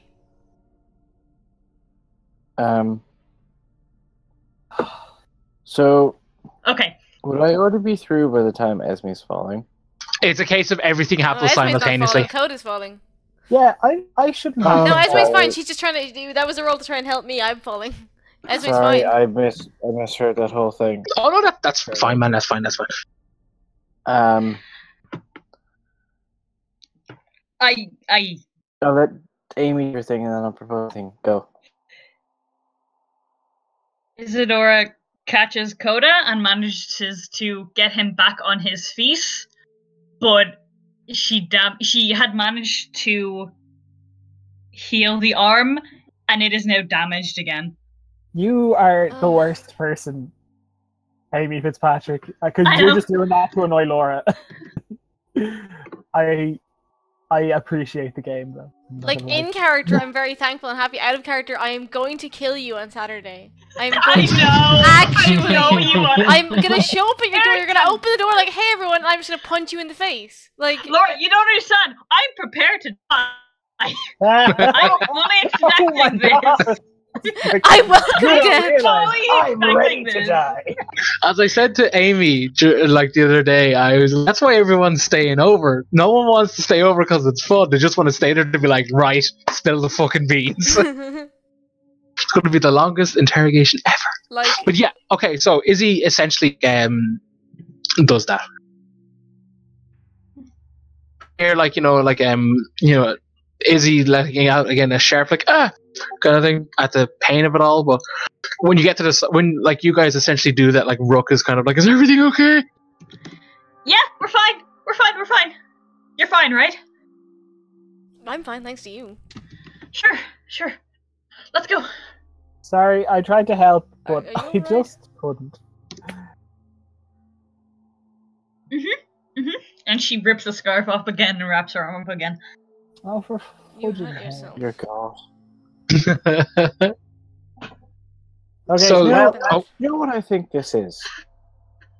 what's that, Ian? I think Isadora only has one normal hand. it's just one. robotic hand. That's the hand that keeps getting damaged. Potentially, yeah. I'm just a very private person. I mean, put both those theories on the theory pile, my dudes. They're staying there for good.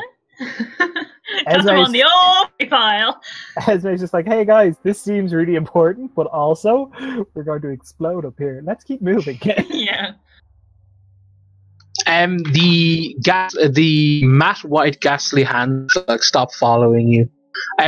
Those who went over, essentially, when you guys turned to face Coda, you would see like what looks like the back of a white head, like a smooth white head, kind of like bald. You'd see ears, like again, it looks kind of humanoid, like as in human, like just disappearing into the forest, kind of thing, just barely over the edge of the forest, like the top of the tree. You can see his head just moving away. You guys are on the other side. Again, we'll just double check everyone's okay. That thing, everyone's good to proceed. So he takes you kind of like 10 minutes, like forward. And before you is what looks like a stump. Get out of my swamp, you kids. He's like, okay, so I hope you guys have good memory. Why? No. And he's like, oh, I've passed through this one before. There's like if I can remember the old trickaroo, and he kind of like starts like looking around, and he's like, okay, nobody follow me yet, but everyone pay attention to where I step, kind of thing. And you see him kind of like trace the edge of the lake, a large area, and he's kind of like like looking left, right, and he's like looking for something. The stench is unbearable, but it's like strong. It's like almost acidic. It's kind of like burns the hair off you. That kind of thing. It's kind of hazy, like just a little bit of fog along the the tops of the water, kind of like going through the long reef. And he's like, okay, and he like kind of like positions himself really, like he keeps like looking at his feet, looking up, kind of like he's angling himself, and he kind of like is flicking stones forward, and he's like, and you see him taking a deep breath, and he kind of like just walks into the water, which is bubbly by the way. It's like really acidic smell, bubbly, and as he walks into the water, he's kind of like, oh, you realize he's like stepping on the water. And he's like clearly like, and he's like, okay, ooh, I found it. That's good. Right. He's like, and he's kind of like flicking them like stones forward, and like you see the stone kind of flies fine, and all of a sudden it hits like not an invisible wall, but kind of like it's like the stone gets like burnt up and like shoots to the side. And he's like, well, there's the wall. He declares. And he's like, so pay attention to where I walk, and he takes about 10 minutes navigating this massive fucking like weaving in and out. It's essentially like a maze with a floor you can't see and invisible deathly walls you can't see. And he's like, yeah, it's either you're going to walk into an anomaly or you're going to step off, fall into the acid. So pay attention to where I'm looking, that sort of thing. He's going, and like he's fine. You see as he gets kind of by there, like one of the particular large bubbles, like kind of like bubbles up and goes, and he kind of like pulls up his cloak, and as it like he rips it up like in like a sort of thing, you notice the light catch it, and you notice that it's actually scales that are on his cloak, and like the acid like drenches him, and he has this cloak up like covering himself, and like he lowers the cloak, and like he seems completely unscathed by the acid, that sort of thing. And he kind of looks around, and he like looks back, and he gives everyone a thumbs up because he doesn't want to yell because he's an old man, and essentially navigates to the end, and he's like, okay, it's your turn, and essentially like again a prompt pops up: history or survival, your choice. Monkey and Red go first. Let's see how they do. Okay. Oh shit. Right. So both get across, but both take some serious fuck ups. To the point where like you actually see like Red's armor is kind of like the left, essentially her arm that's not her trigger arm, that kind of the one that she aims forward with, that sort of thing. The armor on that has kind of wore down a bit to the point where like you can actually see some of her robes underneath one of these side plates. It's like completely destroyed. Monkey kind of gets slashed across the back from a like again exploding bubble. Doesn't kind of navigate too well, and kind of lets out a shriek. You notice that there is more blue skin underneath. Quite a lot of fabric, but you definitely get a glimpse of blue skin before she tries to like rearrange the rags and cloaks to kind of cover it up, sort of thing. Yeah, no one's bitching at her for it. We haven't traveled with her for like a year. So, guys, who to go first? I want to try roll history. You go first, you. Oh boy. Oh boy. Alright, I love you, don't. Brisbane can survive being melted, right? My history skill came in handy for once. Oh! Oh boy. I am going to have to use survival. Come on, Esme. We can knock this one out of the park. You didn't do it, girl. You didn't do it. Can I attempt to help any of them? No. I'm average. dead now. It's okay. No, sorry guys.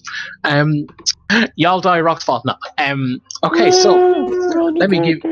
So essentially, I'm just gonna roll blanket damage. If that's cool, with people. Are people okay with taking all the same damage? That sort of thing. Yeah. Yeah. We had a long rest for this, yeah. Correctamundo, friendo. Brilliant. Cool. So let's roll this. Get it out of the way. My roll 20 has frozen. Oh wow. Okay, that's not too bad. Okay, so I'll take 11 acid damage. Izzy, the bottom hand side. If Izzy was in the T pose that video games do, the bottom right hand side from Izzy's side of your skirt has singed away, revealing a lot more boot and leggings than you did like. That sort of thing. Kind of like She's showing her ankles, guys. Get a look at these ankles, boy. Wait, that kind of thing. Take that, or is it just the three of them? I will get to you, buddy. Okay. So yeah, it's not a case of that. It's like like that fucking trope that's in every action movie where the female heroine gets punched in the nose and suddenly she's in a tank top that's just ripped perfectly for cleavage. It's more just a case of oh man, my fucking skirt, you did it's literally up to just above the ankle kind of. It's more just oh, okay, whatever, that's fine. Icarus, you're fine. Mr. Rich. The right hand, particularly glassy sploosh, hits you, and the right side, not the left, of your breastplate kind of melts away, and there's kind of clear an opening in your armor. Not that it's definitely not only going to be an issue if, say, someone scored a crit, that kind of thing. Literally, I'm just getting out there in video game terms. It's not reducing your AC, but if you get hit with a crit, there's definitely going to be repercussions, that sort of thing. Yeah, cool. Mainly because I love the idea of Risbeth having a tiny opening and someone trying to go for it. It's a big and window. Who else? Oh my god, it is! It's a boob window. He's got that nipple out for the fans. He totally has a nipple out now. Yeah, hashtag free the nipple. And Esme, you take a splooshy sploosh across the upper chest. Your lovely no, not a boob window.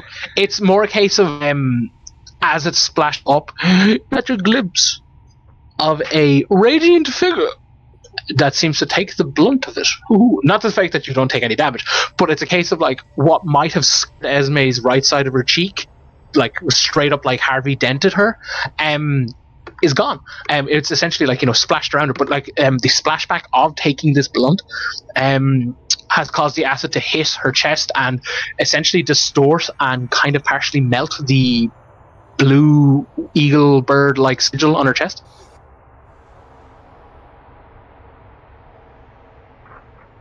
She just got that fancy new armor. Hold on, just wait. Can we get across to the side now? Hey, say that again, sorry, Neil. You're very low. Can we get to the other side now? Oh no, yeah, no. It's essentially you guys make it, but this is what happens along the way. Okay. If people had a nat 1, we'd probably be rolling new limbs / a new character. No, not a new character. I wouldn't be that fucking rude. But you know what I mean. But everyone didn't do too great, but you guys didn't roll under 4, between 4 and 2. That's the fun stuff, and that is terrible action movie archetype. I am now in a tank top and my boobies are out, that kind of thing. But we're all fine, guys, except Esme, who is definitely about to have an explosion. Do tell Neil, you're on the other side. Yeah.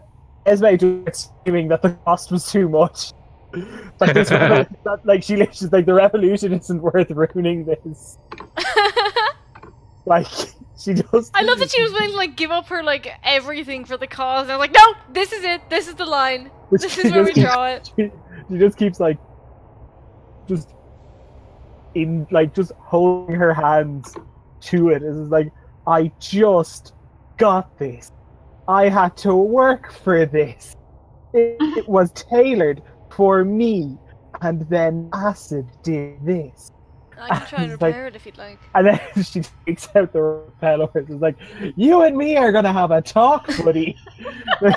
I appreciate the help, but like, can you stop screaming at God, and I'll try and fix your armor. Gods, just because one god, you're screaming at one god. Just because only one demon wanted in on your thing, I have 3 people who think I'm really neat, and you need to get over this. 3 for Esme. You go, Esme. Yeah, she gets over it eventually. It's like, but not now. Yeah, I'll get over it, but you can let me be your manipulator first. She'll have gotten over it by the time we get to the library, for the sake of not carrying this joke too far forward. But like, she'll never forget. She'll never forgive. 6 weeks later at the library. Yeah. 12 sessions later, yeah. No. It's funny you guys should make that joke. No, she basically just, like, she'll never, like, telltale thing just appears, like, they will never forgive Rook. Wait, what? He's just off to the side scratching his beard. He's like, what the fuck did I do? What? He let us hear. It's his fault. He's like, oh, you bring me to your shit. Oh! Yeah, no, she's definitely, like, annoyed, and she doesn't like that it's happened, and she doesn't like, she feels like there is something to it, because she's a suspicious fucker. But she's just kind of like, fair. I like it. So essentially, guys, you're on the other side. Esme's outburst, like, aside, again, that's not it's more just a case of like that's no, that. Does anyone else have anything immediately they wish to say or declare or anything like that? I'm gonna be annoyed about the skirt, but that's about it. Yeah, that's fair. That's fair. My nipple. Yeah, it sure is there, man. Feast your eyes on this laddie. Exactly. Cool. Okay, so it's a case of like if this was a TV show or a movie, which it isn't,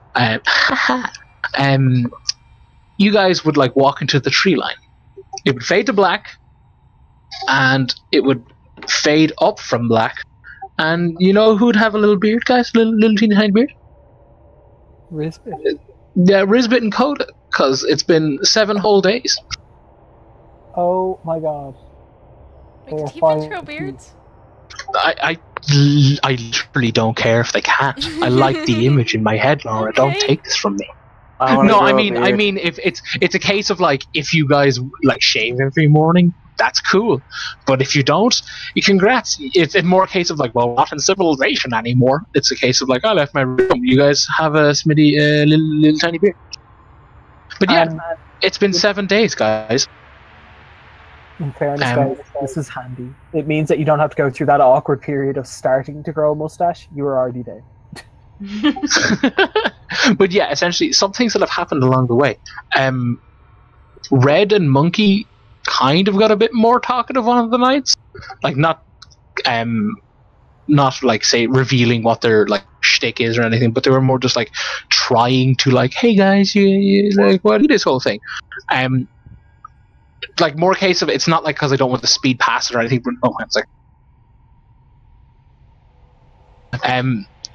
would your character, like, I guess, have at least like entertained the notion of just kind of like making small talk? Yeah. If they're going to make the attempt, yes. Yeah. Yeah, it's a case of like, they're like, oh, this is pretty whack, isn't it? Yeah, and like it's more a case of like, Red always talks. Monkey sometimes kind of looks at her, and then she'll say like, oh, Monkey says this, or like you'll see Monkey make hand gestures, that kind of thing. But for the most part, it's always Red that does the talking. Like you quite literally never hear Monkey speak apart from like gasps and stuff as you guys travel. There's a couple of close calls again along the way, like, you know, Red, Monkey, Rook. Some of yourselves are taking nicks along the way to the point where like you're essentially, say, picture it like this: you guys are going in with to the forest with like, you know, clean armor, and your guys most likely will return with like, you know, generic angsty OC do not steal like knight in like, you know, tattered cape, like, you know, blade marks in my breastplate, you know, that shit. Like, you know, you're getting kind of nicks and grays along the way, but not to the point where it's like destroying your costume in quotations. But yeah. Oh.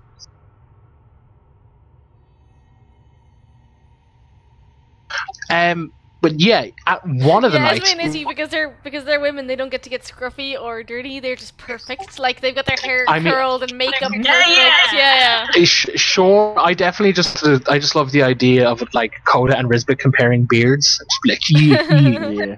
Like Coda definitely has like a twirly mustache, and Rizbit I just like has gone like full Thormund, like it's only been a day since he shaved, but he's like Thormund like from Game of Thrones now. And but yeah, don't like you sure. Ever make me think about Coda with twirly mustache ever again? I hate it. What, like Salvador Dali? No. I love that. Actually, I actually love that visual. Oh. I mean, I'm definitely gonna draw it. But I hate it. It's like Sander Cohen. Yeah, Sander Cohen. Yeah, exactly. Yeah. Or Dorian from Dragon Age Inquisition. So yeah, guys. Let's say this is the morning of like, you know, the 8th day. So it's been 7 days, that kind of thing. On the night of day 6, leading into day 7, like the final day, that kind of thing. Basically, all of you, in a roundabout way, catch Red and Rook arguing. Like, you don't hear what they're arguing about. The only thing you do hear is like Rook storming off, and like you hear him say, "You best like essentially like not pass comments on things you don't know or understand," that kind of thing. And he's clearly like you like, as much as he's kind of kept a calm like old sage protective old man shtick, but like he's like, you know, like you can see his cheeks are blood red. Like Red clearly hit a button she should not have, that sort of thing, or not that she should not have, but she's clearly hit some fucking button along the way, that kind of thing. What's going on? Yeah, like Red's just like, no, it's not. Did you think we'd be out of here faster or something? I don't mean for that to sound callous. That's just my normal register. But what was it about? And she's like, she's kind of like, I was about to say she scratches her like her nose, but I was like, wait, she has a helmet on. And she like, you see her kind of scratch the forehead of the helmet, I guess. And she's like, no, it's nothing. It's just something, an inkling. I brought up something I shouldn't have. It's fine. Well, let us know what it is so we don't bring it up. I don't want to piss off the guy who's keeping us alive. Persuasion, please, Miss Isadora.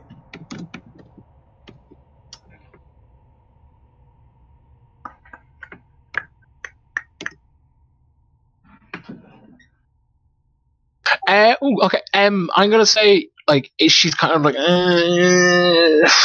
it's a case of, you know, like that prompt of like someone could assist with this. You know, like she's. I will help.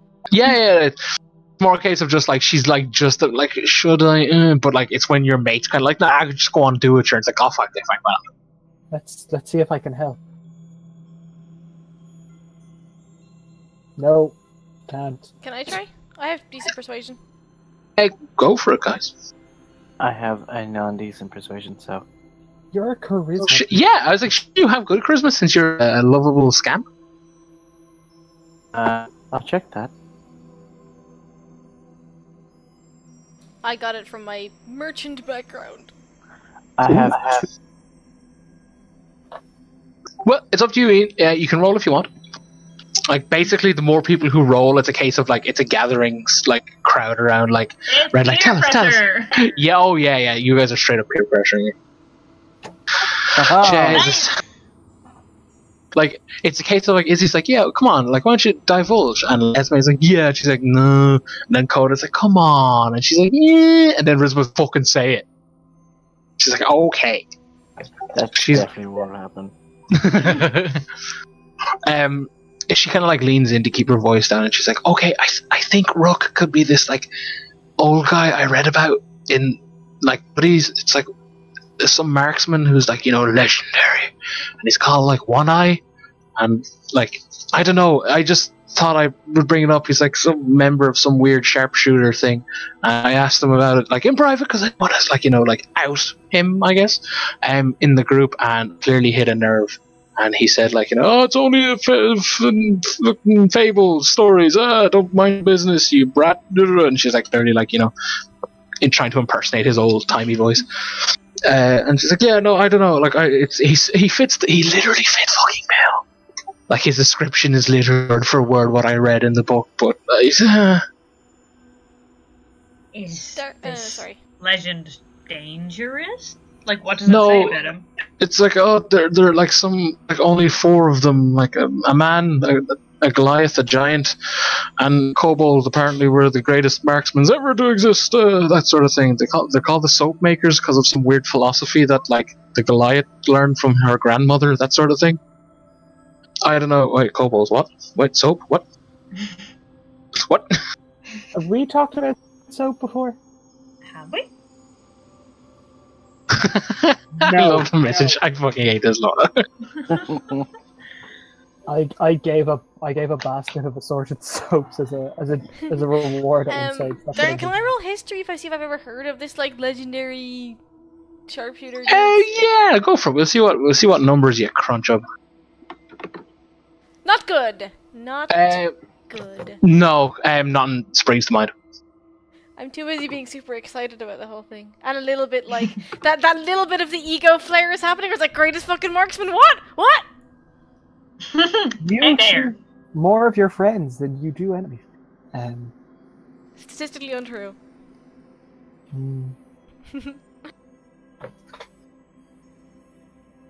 But yeah, she's like, yeah, no, I just thought I'd ask because, like, if it's him, I wanted to know, you'd want to know, right? So I asked him, and yeah, well, you saw how that went. And like, as she's like, you saw how that went, Monkey's just off to the side. She's like, just nodding. She's like, yeah, not good. Well, okay, well, no, not to bring it up and keep an eye out. I mean, hell, I kind of feel a little better knowing some legendary marksman is guiding us, Yeah, like a sharpshooter, old One Eye, like Rizbit, but with, a ranged weapon. Amazing. I love it. It is 2 of my favorite things together at once. Fan. That's definitely in character, right? That's Esme's what she takes away from it. Yeah, it's like, this is, like, we have a historic hero leading us through a horrifying place. Yeah, I'm not going to complain. I could live with this.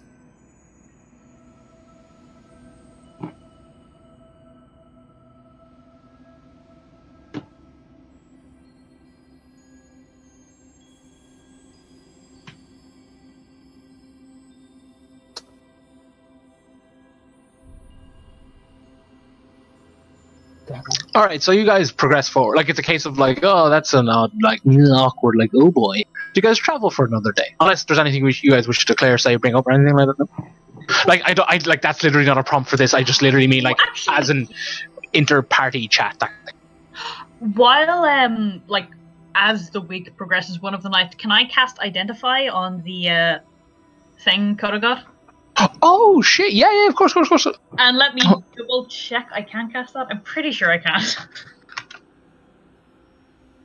I'm almost. It's definitely a bard spell and it's a ritual. But yeah, I got it. Let's go. Yeah, you can search my notes real quick. I completely forgot about that, so I threw my other notebook on my bed. I was like, I don't need this, and I was like, oh boy, one sec. oh, but you do.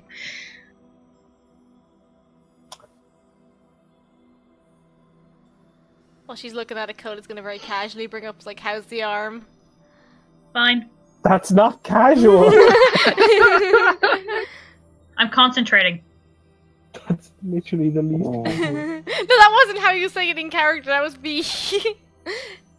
By the way, like, as the week, one of the nights, she'll take watch again, and the next morning, she's, the arm is as it was, so... scarred, but together, healed. Esme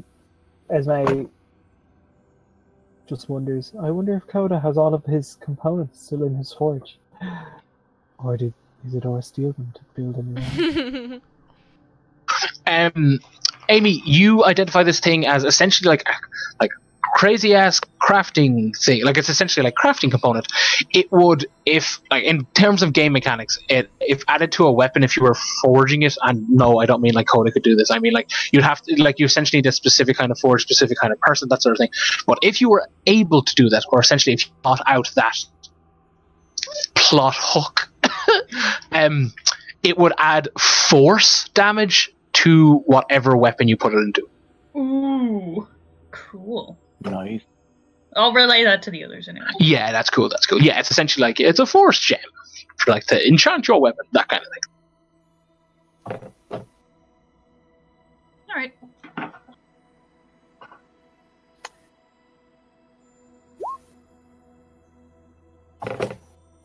Cool. All right.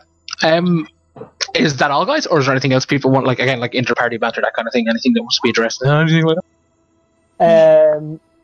Esme is going to make the point of saying it now, but I would also, I will like, I think it's something that might be better suited to be picked up on at a next session. But she will literally at one point, maybe a day or two later, after the bog incident, or just the incident that she's. She kind of eventually. The way I imagine it, she spends some of her days. They're actually too like focus, hectic, don't have time for this shit, and then eventually there's one of those. She just basically is sitting there with the rod of Pelor, and she just kind of. It isn't anywhere near as nice as the last one. She just says, like, make your case. State your case. I have been told what I would need to do to join the Shroud. I have been told what I would need to do to join Bob. Tell me what I need to do to join you. And then I will give all three the due consideration of people who seem to think I'd be great to have at their party. Okay. She just kind of leaves it out there. Yeah, okay. Since this, like, assuming Esme does this in camp, because it's literally a case of, like... Oh, yeah, like, like, she's not wandering in the forest. Oh, no, but I mean, that's what I mean. Like, it's a case of, like, when you guys set up camp, Rook is literally like, oh, if you guys step outside the boundary, like, I'm not being dramatic, you guys literally could die, that sort of thing. Yeah, so... I'm going to say, you say that there's a response, a thing happens, I will throw up on the page, and again, I'll probably read it out this game. It's more just a case of, like, it's 11:30, and I definitely just want to press forward with some stuff. But like, I'll literally throw it up on the page to be a case of, like, everybody sees and hears this kind of thing. That's kind of like with the Shroud incidents, that sort of thing. But, yeah, it's a case of, like, essentially a TLDR of it, so you guys could, I guess, react in character, like, moving forward. It's a case of, like, wow, having a chat with, like, an Exarch of Pelor was kind of intense, am I right? That kind of thing. So, yeah, that's more a case of, like, just to govern the character's mood, so it's all in character. So that, yeah, but is that cool? Yeah, definitely. Mm-hmm. Cool. Right, so you guys press forward. Again, you guys travel for quite some time. Again, navigating, like, not really getting nicks. You guys are getting, like, really on top of it, of, like, dodging it. Red clearly is still wearing her heavy armor. She probably didn't, like, avail by the advice that was given to Risbit. So, like, you know, her armor is taking nicks and dents kind of thing. Like, she definitely seems to be one who's kind of slipping the most. In saying that, though, to her credit, she is wearing essentially the, like, plate and the equivalent of, like, a gigantic fucking auto crossbow. So it's a case of, like, yeah, she's like, okay, she's getting nicks here and there, but she's also carrying the better part of, like, a tank on her side. So, you know, like, red deserves a bit of credit, but you know what I mean. Anyway, move on. Can I help her out wherever I can? Yeah, of course.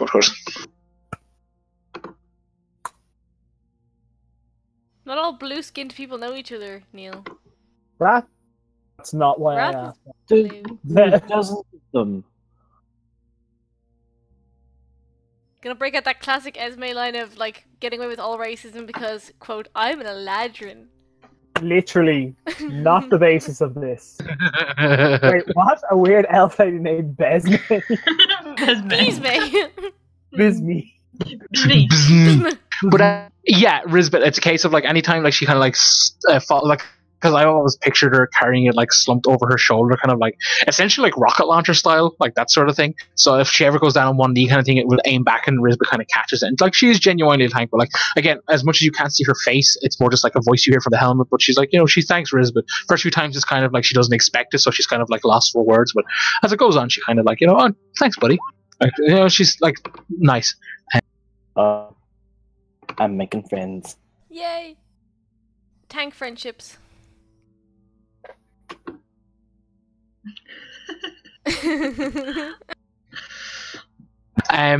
So as you guys progress, you guys travel for a while. Again, you guys are getting like on top of this. Like you guys are like anomaly dodging experts. You guys all like have your own little bags of stones now, and you're flicking them. It's all good. You guys are a good unit. Something catches your guys' eyes. You kind of appear to be on a dirt road now, but the tree to your left, as you guys are pressing it, like Rook doesn't seem to notice it. Like it's not a case that only you guys see. It's more just a case of like he's literally just like trying to like okay, left, right, like like plot a course forward. And again, the NPCs are in NPC mode, so they're like tightly behind him. The tree to your left has a person-shaped hole going through the entire thing. Nope. Yes. I keep walking. This is my hole. This hole was made for me. No, I mean like it's literally all the way through. Like it's like it kind of like you could stick your arm through the tree, that kind of. Okay. Oh, that's fine. That's can I get it? Oh yeah. It's oh wow, it'll be even scarier. Yeah, that's what I thought it was. I wish it was that, but it's not because it'll make sense. But wow, that is terrifying. Wow. Anyway, that's another one for the fucking. That's another one for the notebooks. But yeah, as you guys progress, it's a case. Okay, as much as like I know Izzy's like no. Does anyone address it or anyone point it out or just kind of like moving forward? I'll point it out to see if Rook knows what it is. Human hole.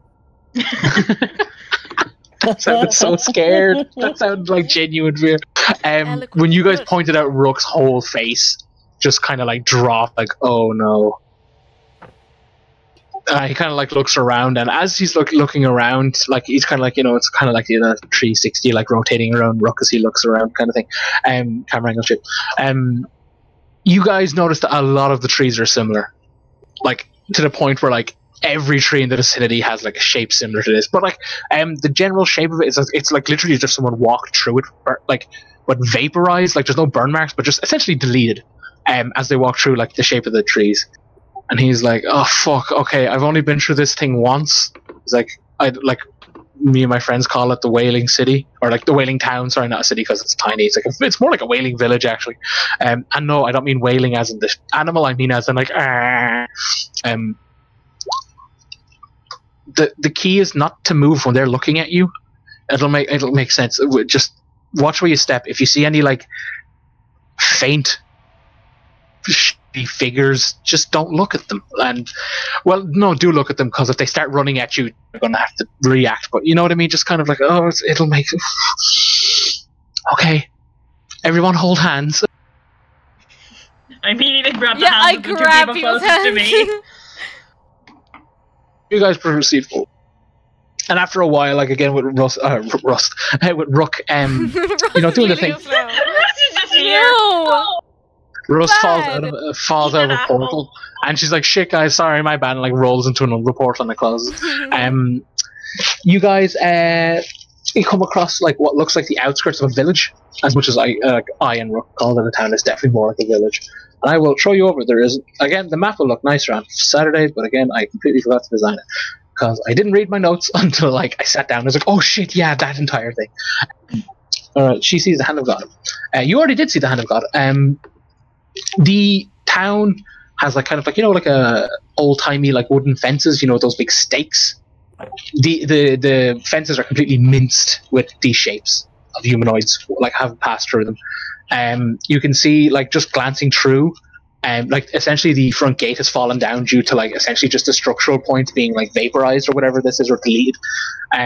Before you is a town, and all the buildings have similar enough humanoid shaped holes in the buildings. He's like Rook looks at you and he's like, okay. He's like, I'll level with you. Like, this place has a lot of fruit, aka a lot of loot. Do you guys want to risk it? That's honestly your call. Do you guys want to? And Red and Monkey are literally like, as long as you can get it to the side, if this is just more a minor detour, like what's one more day on the clock? That's their logic. It's like, oh, like essentially they'll do whatever the party wants to do, guys. But yeah, it's a case of like, there's your prompt. Do you guys want to essentially rummage through the houses, or do you guys want to just try get out of here ASAP? It's up to you guys. I'm easy. I'm not inclined to, but I'll go with whatever everyone else wants. I know it's probably a bad idea, but I'm very curious. But if you want to move on, I'm happy to do that too. Rook, question. Because Shoot. I don't think we've considered it since we've come here. This sounds really stupid, but also we're in a magic forest. If we were to cross from one side of the town to the other, if we were to turn back, I take it that's a no-no? What do you mean? So if we were to literally, Esme describes this in a term that so say we are here. Okay, yep. If we were to make it to, and our exit is over here, and we were to make it to what we term the exit, if we were to wait by the exit, having crossed through safely, if we were to turn back and look at and go back into the town, would that cause problems because we have changed our direction or anything like that? Has that ever happened? That just sounds like something that might happen. We would turn around and we're at the front of the forest again. Oh yeah, I get it. He genuinely scratches his beard and he's like, well, I've never thought about it like that. He's like, I usually if I'm going by my lonesome purely to say it's essentially I need to make money run, that kind of thing. I would often if essentially if the forest produced an area like this, I would it's safe and try to examine areas as much as I could, but always moving forward. I've never it's a case of when I realized I needed to leave, I just kept walking forward and I found myself out eventually after surviving whatever the shit it threw at me. I just found myself out at the front again, if you know what I mean.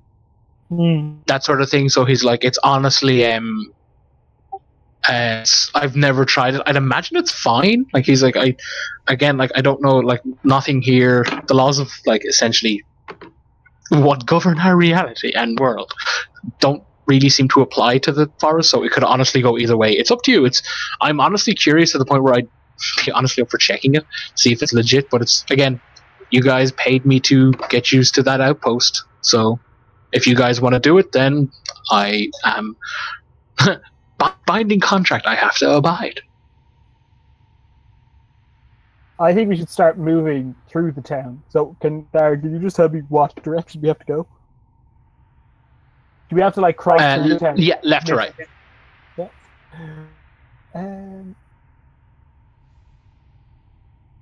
What if we stuck our heads in the inn, looked, and then turned back? Looked, assessed the situation, and then continued on if we felt the situation was untenable. Well, there's no if we were to base... Alright, but you're going first. I'll happily go first. No, I'll go first. Hey, look, probably go first, but okay. So many people are talking. So many people are talking at once, and I'm just so confused as to what we're doing. We're going to duck our heads into the inn, see what the situation's like, and gauge if it's worth it. Okay. Yeah. All right. Cool. I'm assuming you guys relayed this to Rook. Actually. Yeah. Yeah. Okay. Rook is gonna step forward, but he's like, okay, but just be quiet. He's like, just tread softly, that sort of thing.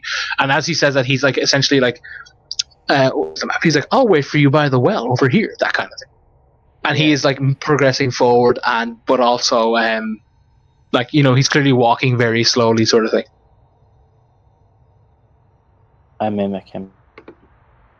Cool. So who is essentially slow walking up the thingamajig? Me? The inn. Yeah, I'll go for the inn. I go after the others. So is it me and Esme first? Yeah, whoever's going to the inn, give me a stealth. Oh boy. Oh, it's not terrible.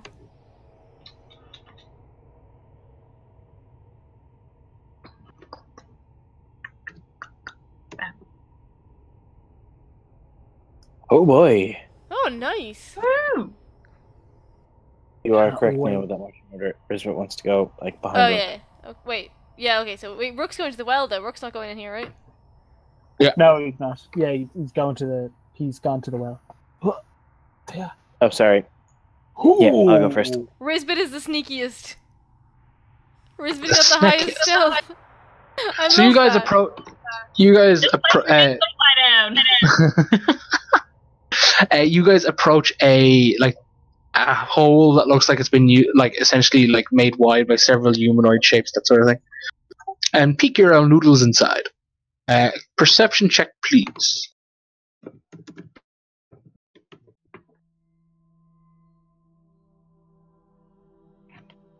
Ooh. Ooh.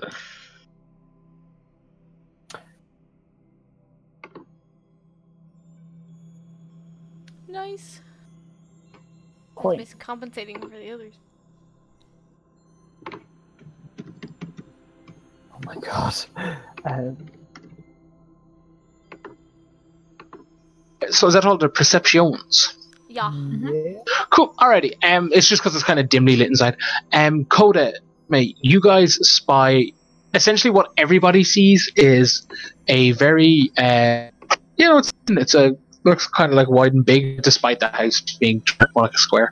It looks like it would have held a lot of people. There's like pianos in this, or not pianos, sorry, like a stage and like piano, yeah, like a lot of like kind of string instruments like cellos and stuff. Like it seems to be kind of saloon-esque.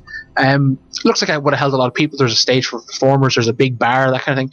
But there is a few shadowy figures, kind of like sitting at tables, acting like if they're like drinking. Like you can't hear anything. One of them is like holding his belly from laughing, that kind of thing. And there's a shadowy figure at the bar, kind of like cleaning a glass. Like it's quite literally if like it's just a shadow, like straight up, like if someone projected, like if someone was standing there and a shadow was behind them, that sort of thing. But what the two of you that rolled high notice is that to the right of the bar, like on top of the bar, like quite near the bartender, let's call it, say, like is one of those green like artifacts that Rook, if you guys saw and Rook told you about, and there's one near stairs at the very back.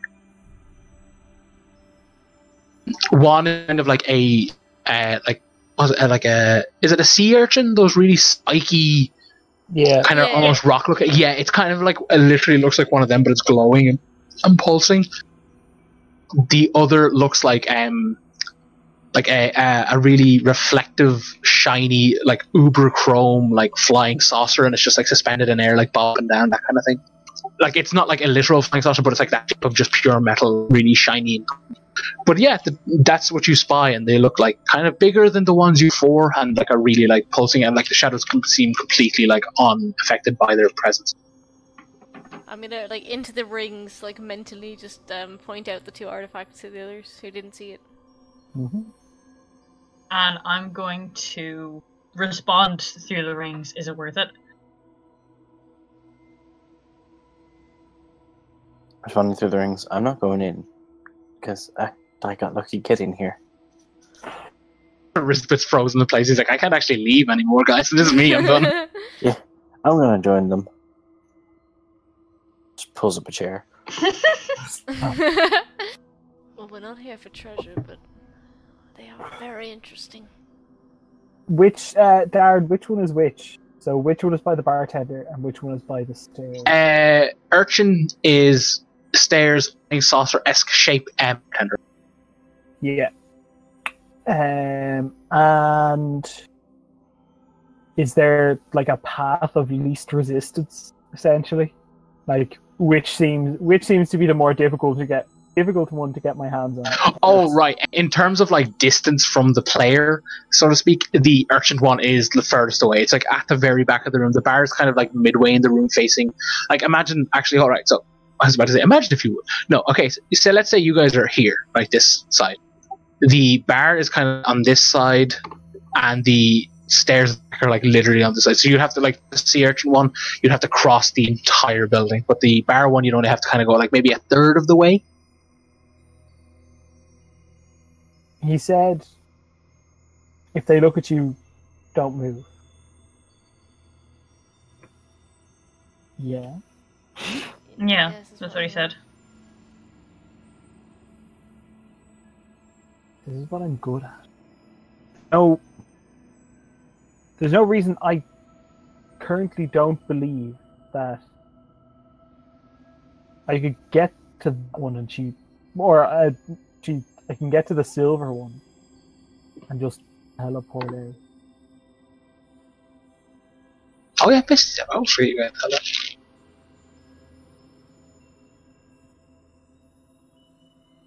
If you don't want to risk it, then don't. You're probably best suited to do this, but it's up to you. Esme, like Bugs Bunny, really long leg, just like into the room. So like, I'm going to try. Give me them rolls. So Snake, is it? Snake. Have you know the way the Viper Higgins is doing like that stand-up thing? Have you seen the fuck? No, did you ever guys see the Viper T? Yeah, No, yeah. I know. Yeah. Yeah, he's doing like a stand-up thing, and the poster is actually the most ridiculous thing ever. I'll link it later, but like, but anyway, sorry, no, I just saw it and like, it absolutely like cackled, and I was like, I have to mention it. But sorry, give me that, buddy. Do you want to do anything to keep an eye out for any of them looking in my direction? Can we try and help her with that? Like, as in kind of keep an eye on all of them and see if they're looking at her and like kind of let her know. Yeah, the you ring? guys, perception from you is sneak from Esme. Cool. What? Oh, fuck you, Coda.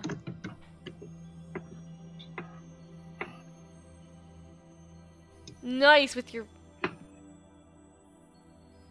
So do I get advantage, or how are we doing? It's a case of like, yeah, I'm gonna say advantage. Yeah, advantage. Where's her with a +1 and these crazy good rolls? What the fuck? Oh, I see what happened there. That looks pretty much correct to me. Which is the problem. 2d20 d1 plus... Yeah. Oh, that use that did extra D. D in there. Too many D. Which D?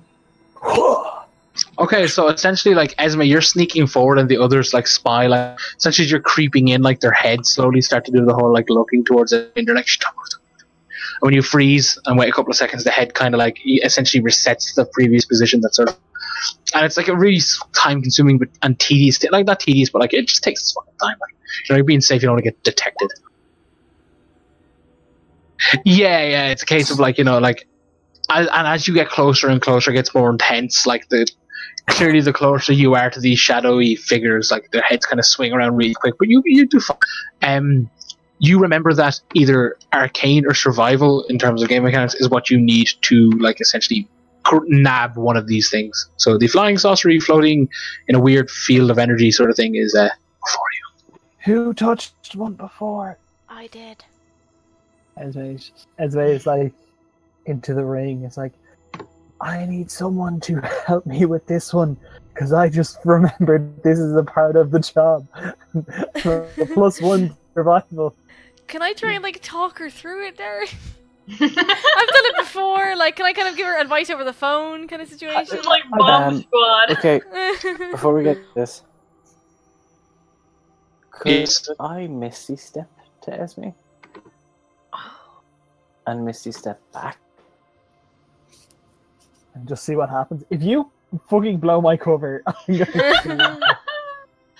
So like in let me so you want to from your position like literally teleport to Esme, do nothing, like literally just be like hi Esme, and to go and teleport back. Yes. Oh no, I meant like help her and then teleport back. Like, grab the thing. And I want to be that guy and check one thing. Go ahead. That's fair. Why didn't Misty Step is a powerful. like, just is a Misty powerful Step in weapon. and get the Oh thing in the no, first I love the uses of Misty Step so far in this campaign. I think they're fucking excellent. The biggest Yes. problem- Okay. So to activate Misty Step, you it's a vocal component, so you're literally saying it. So essentially, to get you to Esme, you'd probably be fine, but like you would have to say it to get back, that kind of thing. So you'd be in the room where you're trying to be quiet. It's more a case of like, no, Rizbit would know that, so it's more just a case of like, if you can, you could try roll stealth and kind of like Misty Step, like that kind of thing. But it's more a case of like Rizbit would know that as you would, so a case of like knowing that. Do you still wish to proceed? In the ring, I say this out to the group to get their feeling on it.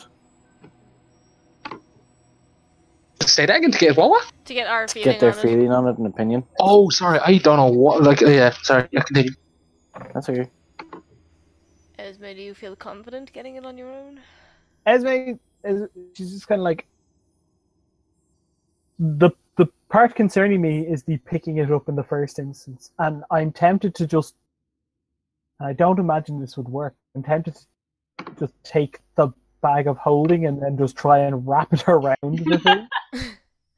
But equally, I imagine that would cause other kinds of problems. Is there any way we can assist her from here, Darren, by like kind of weighing in? I'm gonna say a charisma check, not save, would be like you performing well to like essentially guide her well, because it's not persuasion, it's not deception.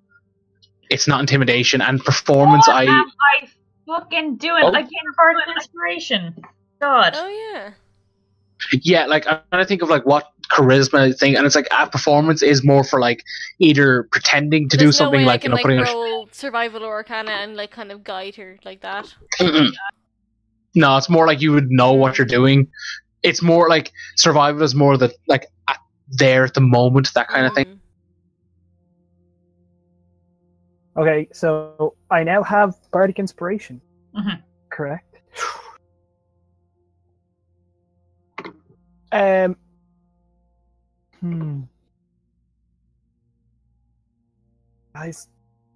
That's Esme right now. Guys, how fast can we run? Oh, definitely. I can run really fast. I'm just thinking, like, worst case scenario, I can just teleport out of here. And then we just need to run to the other side. I can make a really loud sound somewhere else if that might distract them, but I don't know. Alternatively, that might help. Well, guys, it's been a pleasure serving with you. You'll be fine. She just Positive thoughts. Positive thinking. Turns off the ring for a minute and she's like, power guide my hand. Just internal screaming as she attempts survival. My favorite thing is int is now my dump stat at 10. Honestly, every part of me the second that inspiration though. Noise. Oh, when you were like Pelor guide my hand, I just wanted to be, all you hear is like muffled X gonna give it to you in the background getting louder. Is that the shroud? Oh shit, is X the shroud? Maybe I could have been happy, Coda. She's going to ring back on to say that. Out of context, Coda has no idea what she's talking about. I was like, oh, yeah, cool. No, I kid. What were you saying?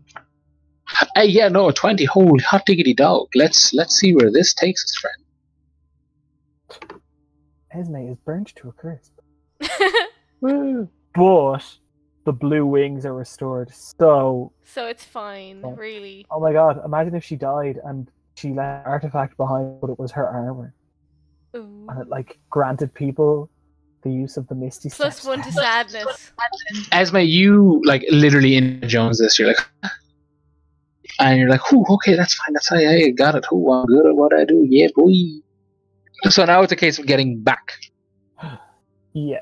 So could I attempt to roll stealth to cast Misty Step to get outside? Okay, yes, you may.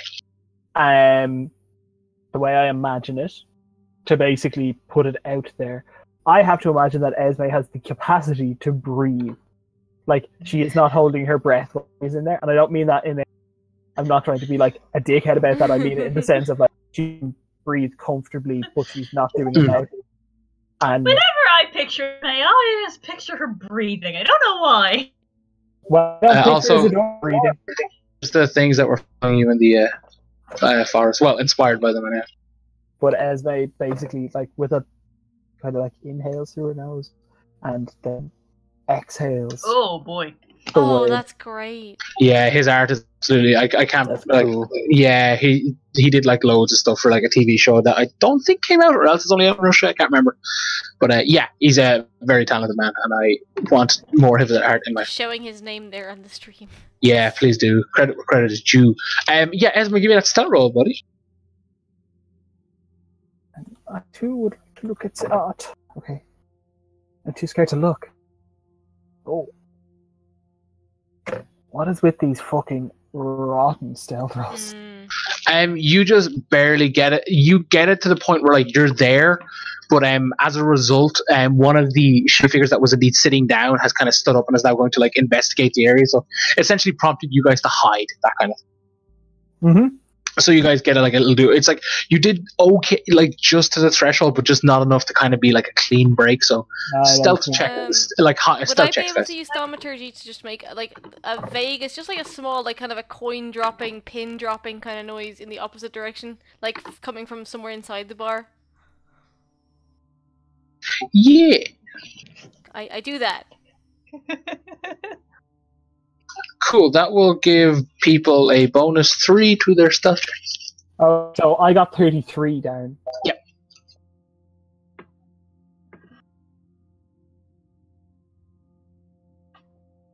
Yay. Okay, any of you guys ever seen Invasion of the Body Snatchers? Oh god. No, I actually haven't. Really? I Oh haven't, man. but I know exactly what you're gonna do. Oh man. Fucking. so many times. I don't give a fuck. It's fucking Kino, man. I don't. Okay, so we're gonna have a day where we watch both the black and white 70 remake, and we never talk about the other one because, oh boy, Mama don't want to go down that rabbit hole. But yeah, okay. I don't mean this. Oh, I just and same. Like it's terrifying, man. Right, so everyone's fine, and Rizbit, you just lose your footing. It's kind of just a bit intense, you know. The ground is a bit slippy, it's muddy. Like, you know, despite this place being quote unquote abandoned, it's like muddy as if like it's just seen nothing but traffic. And you slip and make a tunk, and you're like, ah. And the bartender kind of like points in your general direction. There's that scream thing from Invasion. And as a case, like all of the shadowy figures start wailing and just like sprinting towards you guys. But as the bartender sprints, you see as he sprints through the, like, quite physically through the bar, it like vaporizes in the shapes that you guys have seen before. And they're kind of like, you know, like sprinting forward, like, you know, kind of falling over in sprint, so that's like they're crawling on fours, you know, it's more, you know, must get to the party. I'm gonna leave it there because it's 12 and I don't want to keep anyone up because I know y'all got work tomorrow. Oh man. So yeah, we'll probably start with like a little fight at the in-game or in-person session, which is Saturday. Haha, oh my jeez. Yeah, it's a case of like as you, I'm going to die. This is scary. At this, like, it's a case of like as that, like when they start wailing, like you hear the wail is kind of picked up in the other buildings. Also, I know it says housing, but it's literally because I didn't want to draw a bajillion houses, but that's an entire fucking domestic area. It's a case of like it's like a rolling thing, and like if this were a movie, like Rook would kind of look at you guys and like spin around, and as he's spinning around, like you hear the like roar kind of like picking up around the village kind of thing, and you hear it all kind of stuff. So yeah, that's thumbs up. Woohoo! Let's go, guys. It's gonna be fine. I mean, Neil got like one of the cooler fucking artifacts. I'll give him that. That was definitely worth it in my opinion. It's fucking rad. I love that one. But yes, but obviously you'll have to identify to do that. If we kill all of them, we can go and steal all of the other artifacts. Yeah. Very true. Guys, the time has come. Burn every spell slot and bridge friendship that you have. I'm just gonna say they're probably undead, so you know, radiant damage. Yeah, they might also just. True. They will. I feel like they're definitely impervious to bullets. So I'm useless. Yeah, Bye. I'm thinking that they will probably like just explode through common weaponry. Yeah. Potentially armor, which is scary. It's an entire village of attack huggers. But yeah, guys. I hate this. Yeah, guys, we'll leave it there because again, I don't want to keep y'all, and I'll throw that Pelor post up probably in a bit because I gotta go do a thing, and I'll be back. So it'll probably go at some point tonight, but there's zero rush in it, kind of thing. It's more just like a cutscene. But yeah, guys, good game. Stream. Yeah, good night stream. We're playing in person. Yeah, we're playing in person. So an extra game, like in terms of in the timeline, that sort of thing. But yeah, tomato. Fuck it, we got. But yeah, guys, good game. Some good rolls, some scary rolls, some great rolls, some terrible. It was real like a lot of not 20s, a lot of real shit though. Yeah. I'm just gonna point it out. Dart, remember we did the Esme shot where she had stealthy and she consistently. This is the payback. This is fate basically say because I was hitting over 10 on pretty much every single one. Oh yeah, you were absolutely blowing out the water. Now it's literally like 4, and that's 4 is still 15, but that's also not great in some instances. Anyway. Alright, good night. Good night, guys. Good night.